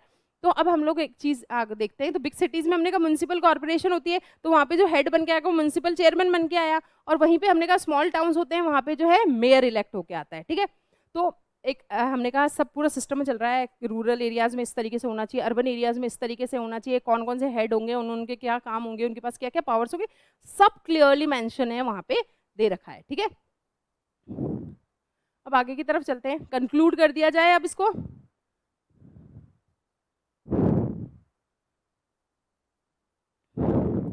अब हर चीज़ हमने पूरा चीज़ देखी, हमने पूरी चैप्टर पढ़ लिया है इसके अंदर, एक एक चीज़ हमने देखी कि इसमें पावर्स को सेंट्रल गवर्नमेंट, स्टेट गवर्नमेंट और लोकल गवर्नमेंट में हम इसको इक्वली जो पावर्स को डिवाइड कर देते हैं, इंडिपेंडेंट है, एक दूसरे पे कोई भी प्रेशर नहीं डालता है, एक से ज़्यादा लेवल पे हमें जो है गवर्नमेंट देखने को मिल रही है। लेकिन ये जो गवर्नमेंट है ये कहीं पे भी कियोस क्रिएट नहीं कर सकती है, बल्कि ये जो है हमारे कॉन्स्टिट्यूशन का एक बहुत बड़ा, कॉन्स्टिट्यूशन के अंदर एक बहुत बड़ा सेफगार्ड दिया हुआ है हमें, ठीक है। फिर हमने कहा दो तरह की फेडरेशन हमने पढ़ ली है, coming together and holding together. Coming together का एग्जांपल हमने यूएसए देख लिया था, और दूसरा वाला हमारा जो इंडिया का देख लिया था हमने, ठीक है, होल्डिंग टुगेदर के अंदर। फिर हमने कहा कोई भी चीज़ें हैं जो हमारे इंडिया के अंदर जो नई चीज़ थी, उसमें हमने देखा कि 3 तरह की हमारी लिस्ट होती है, यूनियन लिस्ट होती है, स्टेट लिस्ट होती है, कॉन्करेंट लिस्ट होती है। उसके साथ में ही हमने कहा, उसके साथ में ही हमने एक चीज़ देखा कि यहाँ पे जो अगर कुछ ऐसे और भी मुद्दे बच जाएं तो उसके लिए रेजिड्यूरी सब्जेक्ट्स भी हैं, उसके ऊपर स्टेट जो है हमारे सारे के सारे डिसीजंस लेते हैं। फिर हमने कहा हमारे यहाँ पे जो है सेंटर स्टेट रिलेशन अब धीरे धीरे बहुत ज़्यादा अच्छे हो रहे हैं, लिंग्विस्टिक रूप में भी बहुत सारे हमने स्टेट्स बनाए हैं, लैंग्वेज पॉलिसीज़ हमने बनाई है। अब हमने कहा इंडिया के पास में सेंट्रल लेवल पे चाहे स्टेट लेवल पे हमारे पास में बहुत सारी पावर्स हैं, लेकिन फिर उसके बाद में जो है 3rd ईयर बनाया गया, 3rd ईयर से वो पावर्स आगे ट्रांसफ़र हो जाती है, ताकि आगे आने वाले टाइम में किसी भी तरह की कोई भी डिस्प्यूट वाली कंडीशन नहीं होती है। तो ये था जिसमें हम डिसेंट्रलाइज्ड कर रहे हैं पावर्स को, ये बहुत पॉजिटिव हमारे लिए रहता है। तो आई थिंक आज का चैप्टर आपको क्लियर हो गया होगा, हमारा फेडरलिज्म वाला चैप्टर। तो अब मिलते हैं अगली बार नए चैप्टर के साथ में। Thank you.